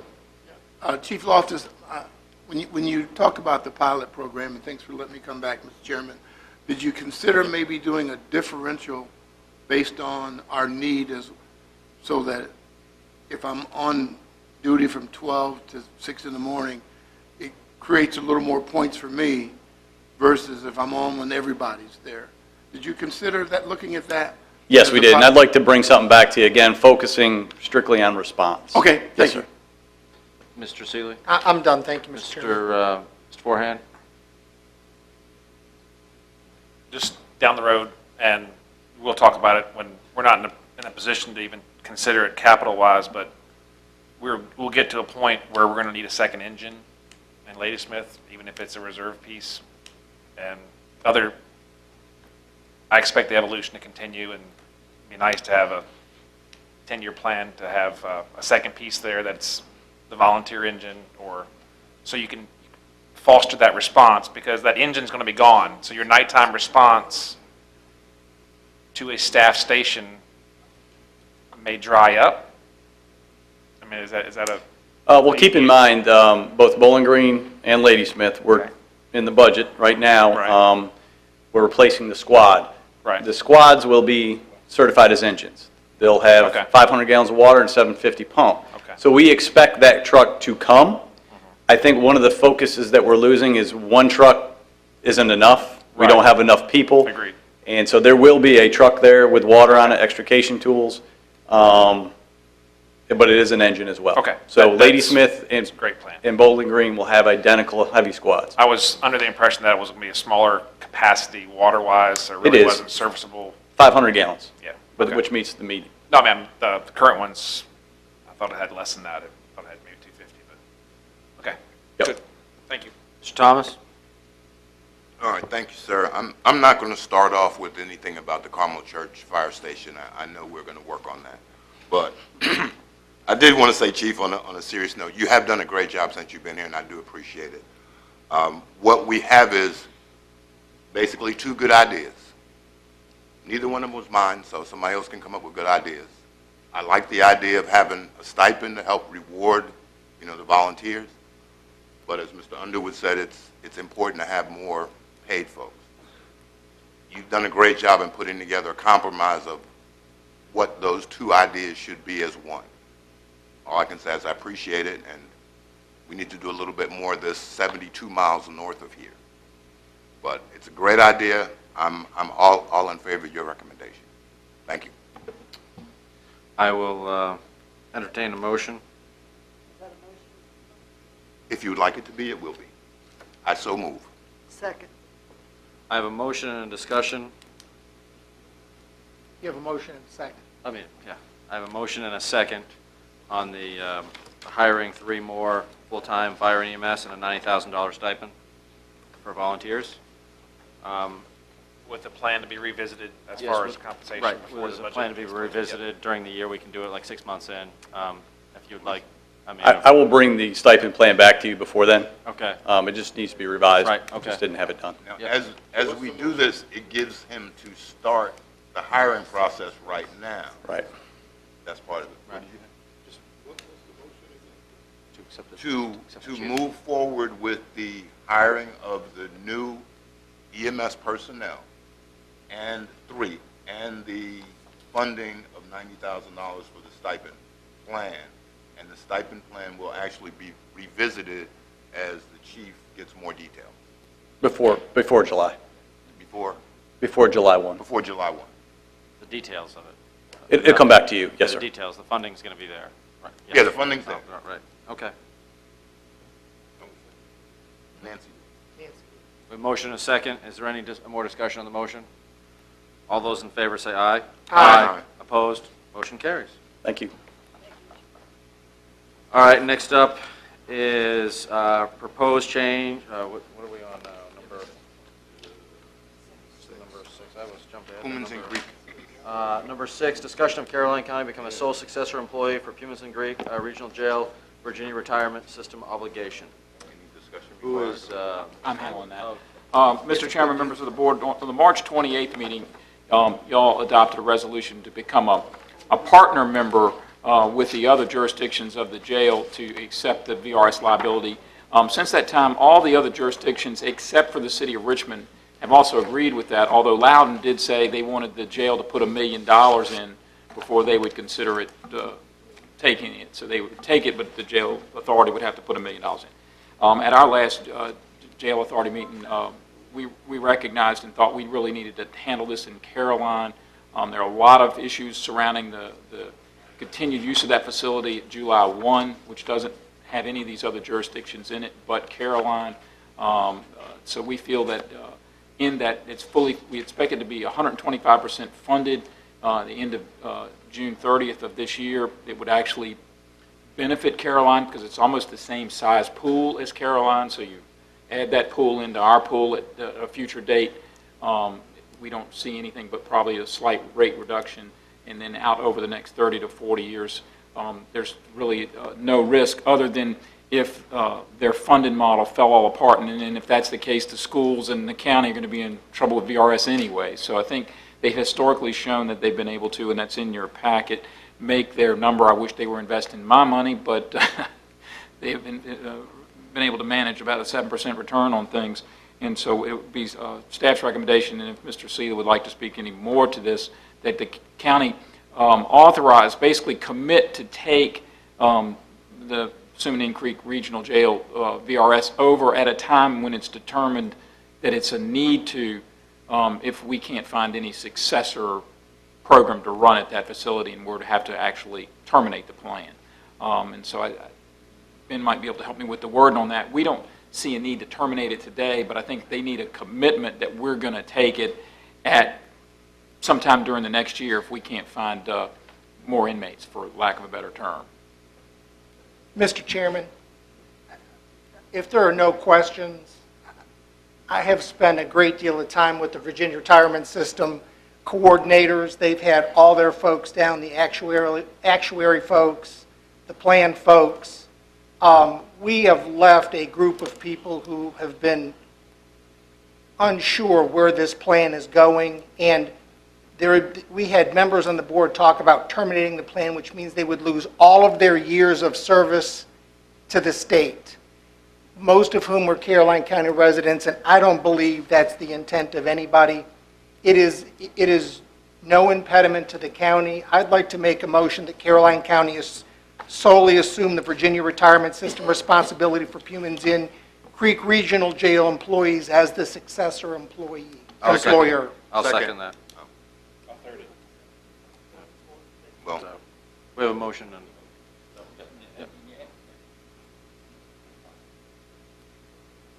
Could we add just at the end of that, at such time that it becomes necessary because the authority is no longer the employer? Got it. As such time as it becomes necessary, appended to my motion, Mr. Chairman. Okay, and I'll amend my second. Okay. Whoever seconded, I appreciate it. All right. So I have a motion and a second. Is there any discussion on the motion? All right, all those in favor say aye. Aye. Motion carries. Thank you all for your work.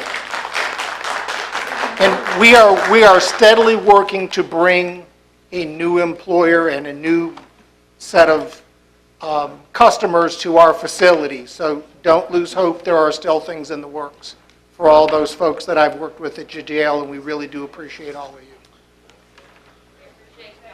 All right. Thank you.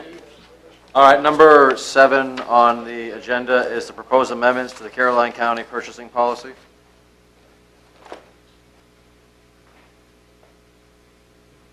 Chairman Black, members of the board, in your packet is a request to amend the county's procurement policy, which has been adopted, amended, readopted, amended. I'm asking to have it amended again. Our current policy has a threshold of $2,000, and anything over $2,000 requires a purchase order. One of the first things I would like to do is have that raised to $5,000. There have been numerous times, especially with the use of the P card, which has been very successful, and I process probably anywhere from $43,000 to $53,000 a month off the P card, which is saving a lot of time in my office for invoices. But it does create havoc when we have to have purchase orders, and raising the purchase order limit to $5,000 with the same stipulations they currently have of finding the best price type deal would make more sense for us. Another level is for the purchasing agent to raise her authorization level from $10,000 to $20,000. That means anything over $5,000 to $20,000 requires a purchase order, has to follow all the either oral or written, but increase it from 10 to 20.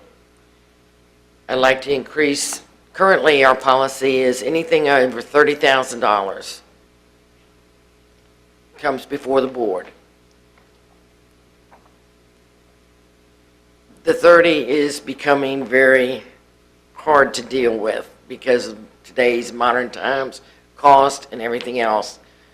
In your packet is the schedule that from 20 to 50, currently we have 10 to 30, the county administrator approves it. Change it from 20 to 50 for the county administrator to approve purchase orders. From 50 to 100, it would still come before the board for board approval, but it would not require us going out for formal solicitations of bids or proposals. I'm asking that the formal solicitation of bids and proposals be raised to the $100,000, which is under the State Procurement Act. It's anything over 50, you all still would have to approve for them to go forward, or them to have all their documentation to give to you to approve the purchase, which means they'd have to have 3 written quotes at a minimum. It's just getting out of the lower range of going out for formal RFPs. It's just not been advantageous. Sometimes it's very time consuming. We have lost things in the process, prices that because of, by the time it gets to you all approve it, then we go out to advertise for bids, then we get the bids in. We really would like to raise that portion of it to $100,000. Still advocating that for anything over 50, you all still have to approve it, just not have a formal solicitation of bids. Okay, thank you. Mr. Thomas? Okay, I do have a question. I'm looking at the chart. Mr. Cully's basically going to sign everything over $20,000, is what you're Correct. saying. But 20 to 50. 20 well, to 50. yeah, and then aside from that, the board takes it. My question is more professional services. Professional services, the state caps at 60. I have no choice. Anything that is that would have a cumulative or an aggregate cost for professional services over 60 has to go out for formal bid. But see, I would think just the opposite of that, especially in the times of openness and being above board and making sure. I would think that all professional services contracts should at least be reviewed by Mr. Cully. Oh, you still have to go through all that. I just cannot, currently we would go out at 30 for bids. But according to this, I can do a $20,000 consulting contract and nobody signs it but the purchasing agent. We can always make that back down to 10. I have no problem with that. All I'm saying is any professional services contract, whether it's $10,000 or $130,000, at least Mr. Cully should sign off on those. Right? He can't sign off on anything over 50. You all have to sign off anything 50. Let's do under 10. If I'm doing $10,000 contracts, you're my buddy, you're giving me the contracts, nobody sees it because it's under 10, it's authorized by the purchasing agent. I think Mr. Cully should sign off on all of those. That's my point. I don't have a problem with that. I mean, we've never had a professional services contract under 10. It's not going to happen. And it may not be you, but everybody in the county is under this policy. Yeah, but professional services is your architects, your engineers, that's what they consider professional services. Consultant, and you want to hire me for IT consultant for $10,000, I could do that, but if I really am not the right person, that's how cities and states get in trouble.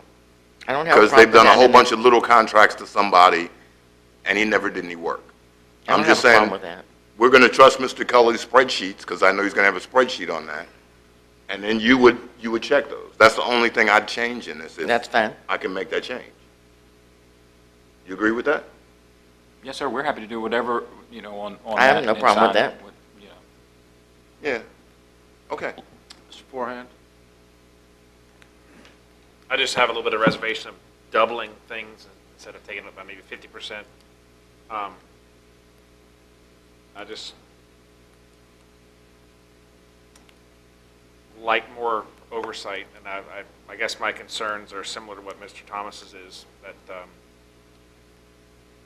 things are great right now. We have a lot of systems in place, and we have a lot of great people that we have confidence in, but leery, I guess, is my... Well, the 30 to go out to formal bid is becoming more cost encumbered than it is an efficiency for the county. If you want to put it at 50, I have no problem with that. It's just 30 to go out to formal bid with advertising and everything else is very low. Keep in mind, that what we're asking to go is mostly what's allowed by state law, which they cap all these things. The other thing, I'll give you an example.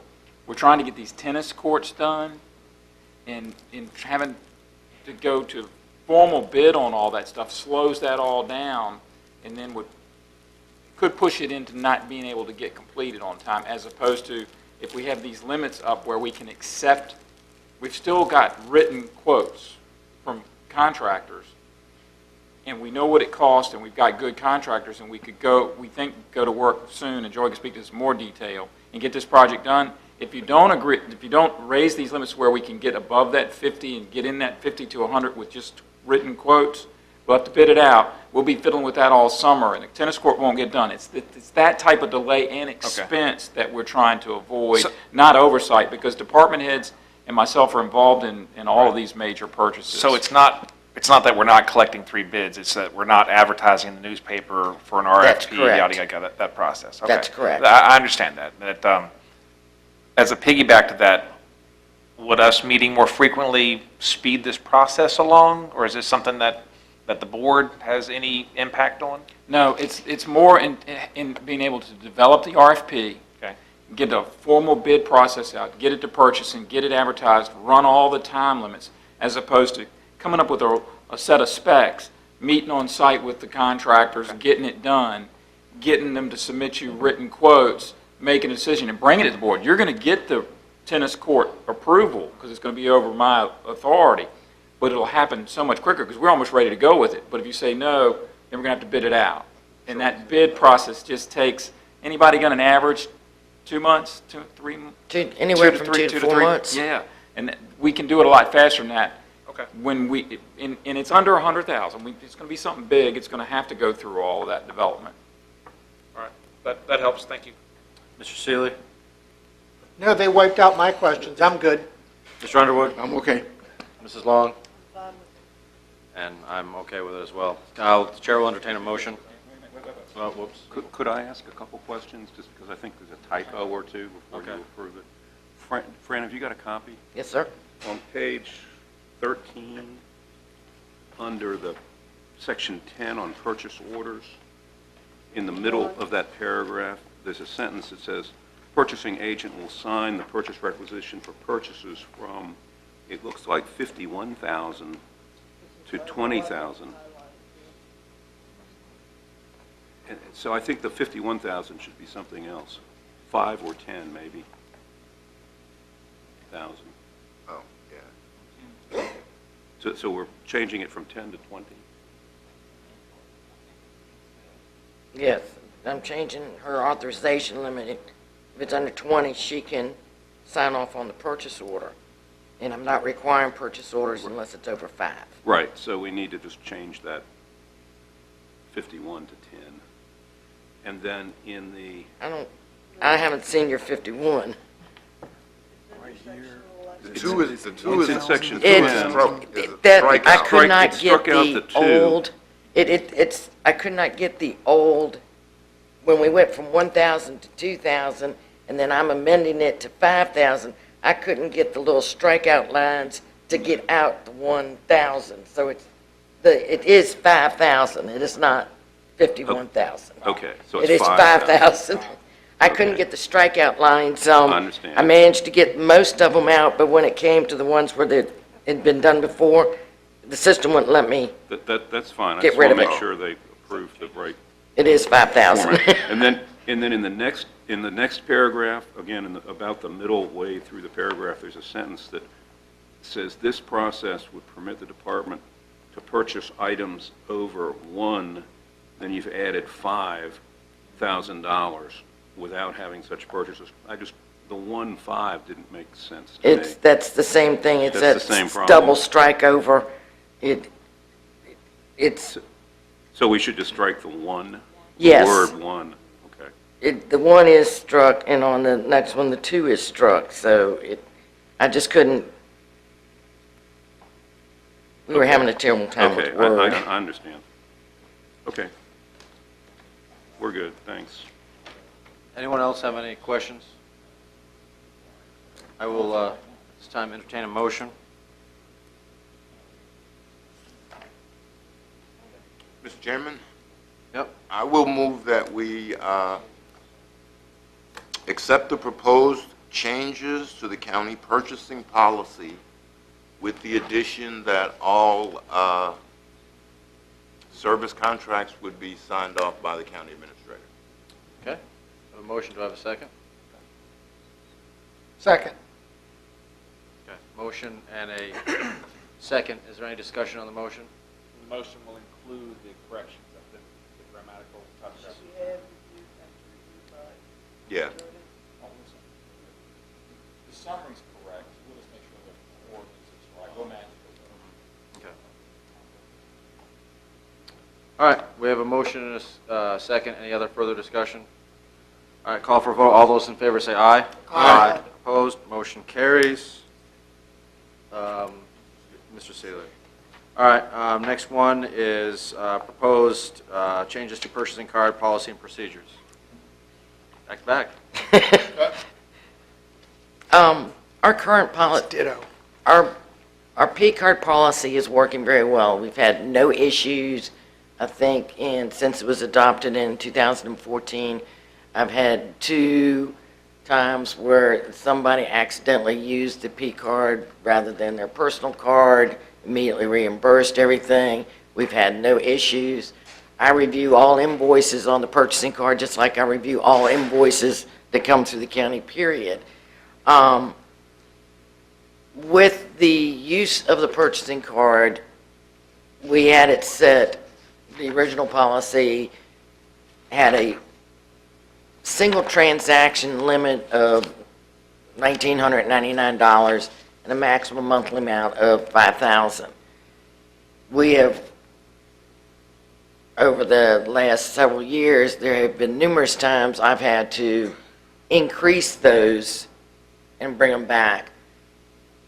We would like to ask that our monthly maximum be $7,000, that we strike the language for the per transaction and leave it up to the department heads to set a single transaction limit if they need to. We have run into several vendors. We've had emergency repairs. They only take credit cards. They don't take checks. So we've had to raise it. It would just make it a little bit easier for us if I could have the monthly for individual cards, and not everybody would go to that amount. I don't have, even at the 5,000, not everybody has a 5,000 monthly limit. The department heads set the limits for each individual card that they have. We're just asking that the policy be amended so that we can set some of the higher limits at 7,000 and leave it so that the department heads can set their single transaction limits as they see fit. One of my questions was, can you adjust per card carrier? There's Yes. somebody that may not need. Every card is 7,000. different, and I currently have, I've got quite a few cards that are only $1,000 a month and a $500 limit, single transaction limit. It's for the ones that use more of the cards, that do a lot of purchasing with the P card, and it's been a big help to us, so I'm a very strong advocate of it, because it is stopping some errors that we have of, we have to enter every invoice into our financial system. I download it from the bank, and it's in there. And the user inputs all their receipts? Yes, Okay. they have to sign off on their reports. All the reports have receipts, and I review each and every one of them. Are professional services permitted to be purchased via credit card? We don't stop it, but I've never had it. Never had a, No. We consider it a small purchase, and professional services isn't considered a goods type of deal. right. Yes, yes. If I had to get my computer repaired, that would be a professional service. Could cost anywhere from. That isn't considered professional service. You wouldn't. Not under the term of professional So I service. couldn't use my P card for that. Somebody come and look at my computer, fix a virus on my computer as a person. I can use the P card. For that. Mm-hmm. It's a business. You can be a consultant. It's the same thing. We wouldn't allow consultants to do the purchasing card anyway. Do you restrict it from MCC codes in any way, or is it just wide open? I don't do MCC codes. When we first got into this, we were advised not to, only because depending on how the merchant is set up with a bank, sometimes they will get flagged as being against the MCC code when they're not. Right. We do restrict cash in any kind of cash transactions. Those are prohibited, and the cards are blocked from any kind of cash transactions. Okay. No cash back? things No. like that? Okay. I agree with the MCC. I've had personal history with that, and having things blocked and having to contact a vendor to change their business, how they're registered. Yeah, and and you'd be surprised how many of the ones that I download that their federal ID number's not even the same as what we have, so it's, And in a crisis event, you never know where you're going to be purchasing from. It might mean you go to Home Depot or Walmart and 2 in the morning to get something for an event of some sort. So, yes, I'm. If there's no other questions, I'll go ahead and. Anyone have any other questions? Yeah, can you just give me an example of when you bought something more than $5,000 and you need your P card? Because you said there were emergency things and... it's not necessarily, they're right back there. Tell me what happened. They had 2 repairs, and the 2 repairs within the month ran them over 5,000, so the card was blocked unless I raised the limit. I got a better one. You The always do. defibrillators that you bought for us, we ordered the mounting bracket for them. The original ones we tried were from Germany, and we had to use a P card to make that transaction, and then it went downhill. But we had to raise our limit for that one purchase. Just one time? Just one time, because it was over 5,000. Okay. So, but we don't do it, our department doesn't do it very often, but there are circumstances where you have to buy something with a P card, and it's going to be over 5,000. I just got to make sure I can justify saying yes. Yep, and then we had a transaction of money between American money and German money. It went downhill. Marks, it's marks, metric. marks are euros. Yeah. We've got two. One of them is a local vendor. Recently, we got questioned, how come we've got 30-some bills that were over 6 months old that we're just paying? So we've had a problem with the big truck vendor giving us invoices on a timely basis. We switched over to strictly P cards. So some of the big trucks, when I get into my roll-off trucks, $5,000, $6,000, $7,000, $8,000 could happen fairly easily and be something minor on a truck of that size. And then we also have the welding of our roll-off boxes as they're going in and replacing rails and stuff underneath. Those expenses typically are And running that between vendor only $4,000 and takes credit $6,000. cards. Right. He does not take checks. He only takes, so PO and a check wouldn't work for him? Oh, Right. no, he does Okay. not take checks. Okay. I just want to make sure we understand. No more questions. Thank you. Does anyone else have any more questions? All right, very good. Chair will definitely entertain a motion on this. I make a motion that we accept the higher levels for the P-card purchasing program. Okay, do I have a second? Second. I have a motion and a second. Is there any other discussion on the motion? All those in favor say aye. Aye. Opposed? Motion carries. All right, Thank you very the- much. Thank you. Next on the agenda, I think we've got informational items. Yeah, Mr. Chairman, we have included, if you flip over from your active projects, you can see that Madison Elementary and the high school projects are our main projects that we're working on with courthouse security upgrades. So it's pretty close to being finished. We're in the last phases of that. In utilities, you can see that most of that is going to ultimately be rolled over to next year to get some things done, and the schools have not done the waterproof the annex. We have done the convert to natural gas CMS brand, haven't we? That check should have shown. On the calendar, it was mentioned earlier, business appreciation is 5:30, May 17th. Meadow Event Park. Ladysmith Day is the 20th, Saturday the 20th. That'll be at that county agricultural fairgrounds at 11. Our next board meeting is May 23rd here. Memorial Day, don't forget, excuse me, the 10 o'clock, the 100th anniversary of World War I and the World War II ceremony will be at Caroline Museum and Cultural Center as part of the overall program that they have there for Memorial Day. I'll be on vacation. My annual pilgrimage to Pennsylvania. Do we have a start date for the energy program? Mr. Parton probably can update you on that. They were in this building, I think, this week looking around. We met with them, I think it was last week, and they were talking starting in December, or possibly January. December or January? Really? Yes. I thought Maybe it was wrapped up I thought he by was then. kidding. Was it wrapped up by then? Complete by then, I'm sorry. Oh, okay, that's Yes, better, because yes. starting it, I was like, you're saying that with such a straight face, I thought you were kidding. No. Sorry, wrapped up by December, in all likelihood January, I think. So do we know when they will start some of the, like, windows in this building, I guess, is my biggest. I think they're going to start with the lights or the low-hanging fruit. I'm supposed to be getting a schedule Okay. soon of what they're, and we'll share that with the board. Okay. Exactly what they're doing and when, so that we have ample time to notify everyone. Can we work on the temperature in this building? Is that Yep. part of it? Or is that you, Joe?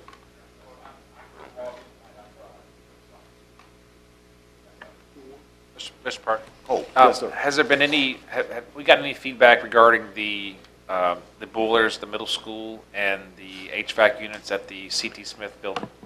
They have As been far as- out and met with the schools and looked at the boilers. I need to get with Nathan Botwright and see what they came up with. I haven't gotten an update since then, but I'll get in touch with him tomorrow or the next day and It's just see where they are with that. curiosity, that could drive some of our other decisions.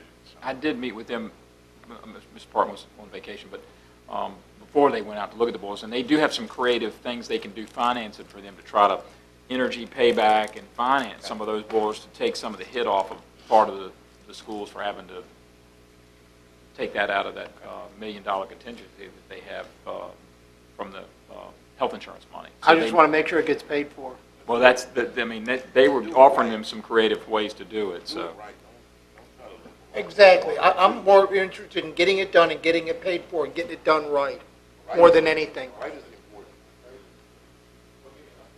All right. The logistic building. Let's see, we started spending money, but what's... We've gotten some design work. That's over at Bowling Green. I think that's got to be reviewed by town council, and so we didn't want to finalize or bid anything out in case they regulatory required us to change what we're planning to do. So we submitted a preliminary site plan and that type of thing to the town. Once we have approval from the town to put the building where we want to with what we want to do, then we will put out an RFP for that building. Okay. And the sound system upgrade, was that for here? Is that still on the table? Yes and no. We may end up asking you to roll that money. The board, we brought you a proposal and the board turned it down, but we still, as you know, the lighting control is antiquated, and we need to upgrade that part of it. The really sound system is the one thing that works, so we really don't want to upgrade the sound system. We want to upgrade the lighting control and the control that sort of controls all that, where I have to go in that closet.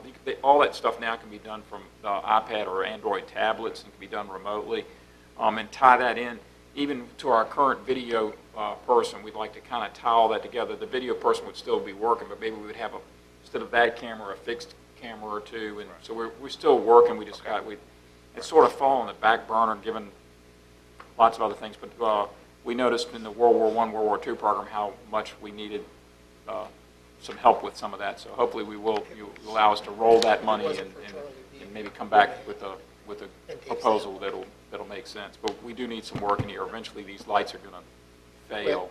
The vendor that was at the homestead. The vendor that was at the homestead was really good, and he said he could do a cafeteria style. I mean, I think we were given the whole package last time, but when at the homestead thing, he could say we could do cafeteria style what we needed. So he was really good. So if we were interested, yeah, we need to kind of get back on that. But yes, I think that was the whole package that we got last time. Yeah. So, all right. Is there anything? So we need to go closed session? Yes, Ms. Long. Yes, Mr. Chairman, I move that this board convene to a closed meeting pursuant to the prospective business exception of section 2.2-3711A5 of the Code of Virginia to discuss a potential business and economic development project that would be new to the county, which is considering locating in the eastern portion of the county and about which no previous public announcement has been made, and for the consultation with legal counsel and briefing by staff, exception section 2.2-3711A7 of the Code of Virginia to discuss specific legal matters related to Pumason Creek Regional Jail Authority and the withdrawal of members from that authority. I have a motion to go into closed session. Is there a second? Motion and a second. Any further discussion? All those in favor say aye. Aye. We are now going to be in closed session. Thank you all for being here. Thank you. Hey, can I get a motion to come out of a closed session? So moved, Mr. Chairman. Can I get a second? Second. Is it me? I guess. Yeah. All right. All in favor? Yeah. All in favor? Okay, I'm tired. All in favor say aye. Aye. Opposed? Motion to certify. Mr. Chairman, I move that the Caroline County Board of Supervisors certify that to the best of each board member's knowledge, only the public matters lawfully accepted from the open meeting required by Virginia law were discussed in closed meeting in which this certification applies, and only such public matters as were identified in the motion convening the closed meeting were heard, discussed, or considered by the board. Mr. Thomas, do you so certify? I so certify. Oh, I'm sorry. I need a second on the motion. Second. Any discussion? All right. Now certified. Mr. Thomas, do you so certify? I so certify. Mr. O'Forehand, do you so certify? I so certify. Mr. Seeley, do you so certify? Mr. Chairman, I so certify. Mr. Underwood, do you so certify? Yes, I so certify. Mrs. Long, do you so certify? I so certify. And I so certify. All right. Can we now do closing board comments? Okay, Mr. Thomas. Mr. Emerson, I believe, will be working with Mr. Fincham regarding an ordinance for truck parking in subdivisions. I thought we'd solve that. Yes, Just so everyone knows, HOAs, according to the Virginia Supreme Court, do not have authority over parking on public streets. So all of us who thought the HOAs could control their own streets, the Virginia Supreme Court says it does not.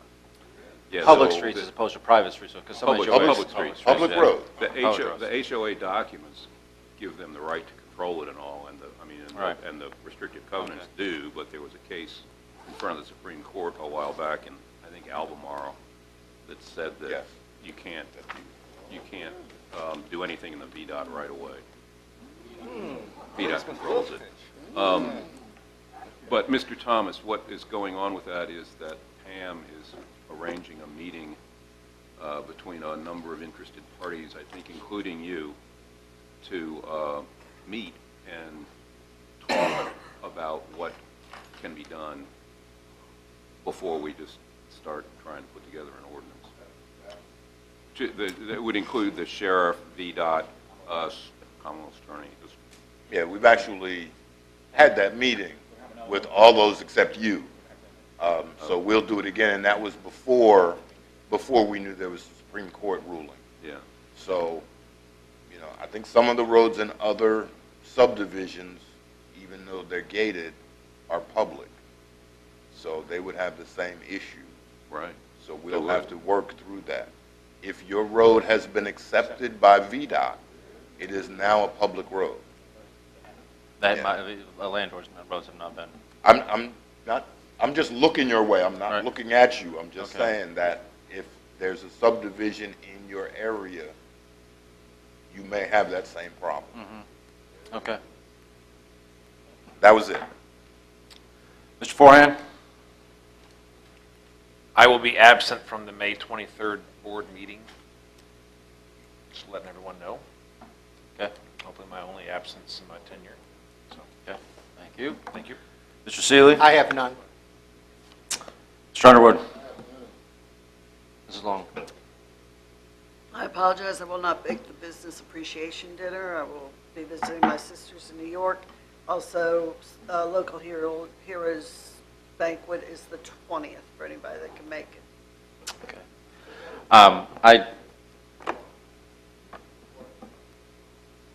City.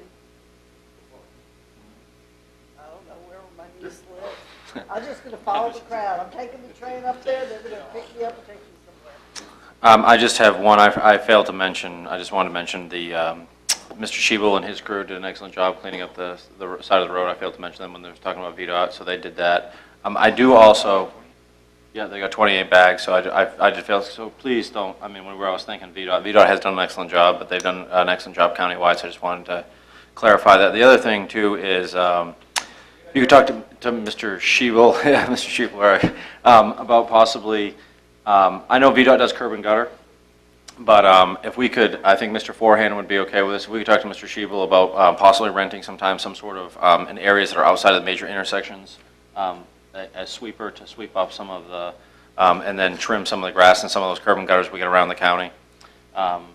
If he could do that, because we've already got the truck and everything in place. I don't know what the sweeper would cost, but if we could look into that, that it just makes it look, it looks a lot better, let's just put it that way. And that's all I have. So could I entertain a motion to adjourn? Do I have a motion and a second, all in favor? Aye. We are adjourned.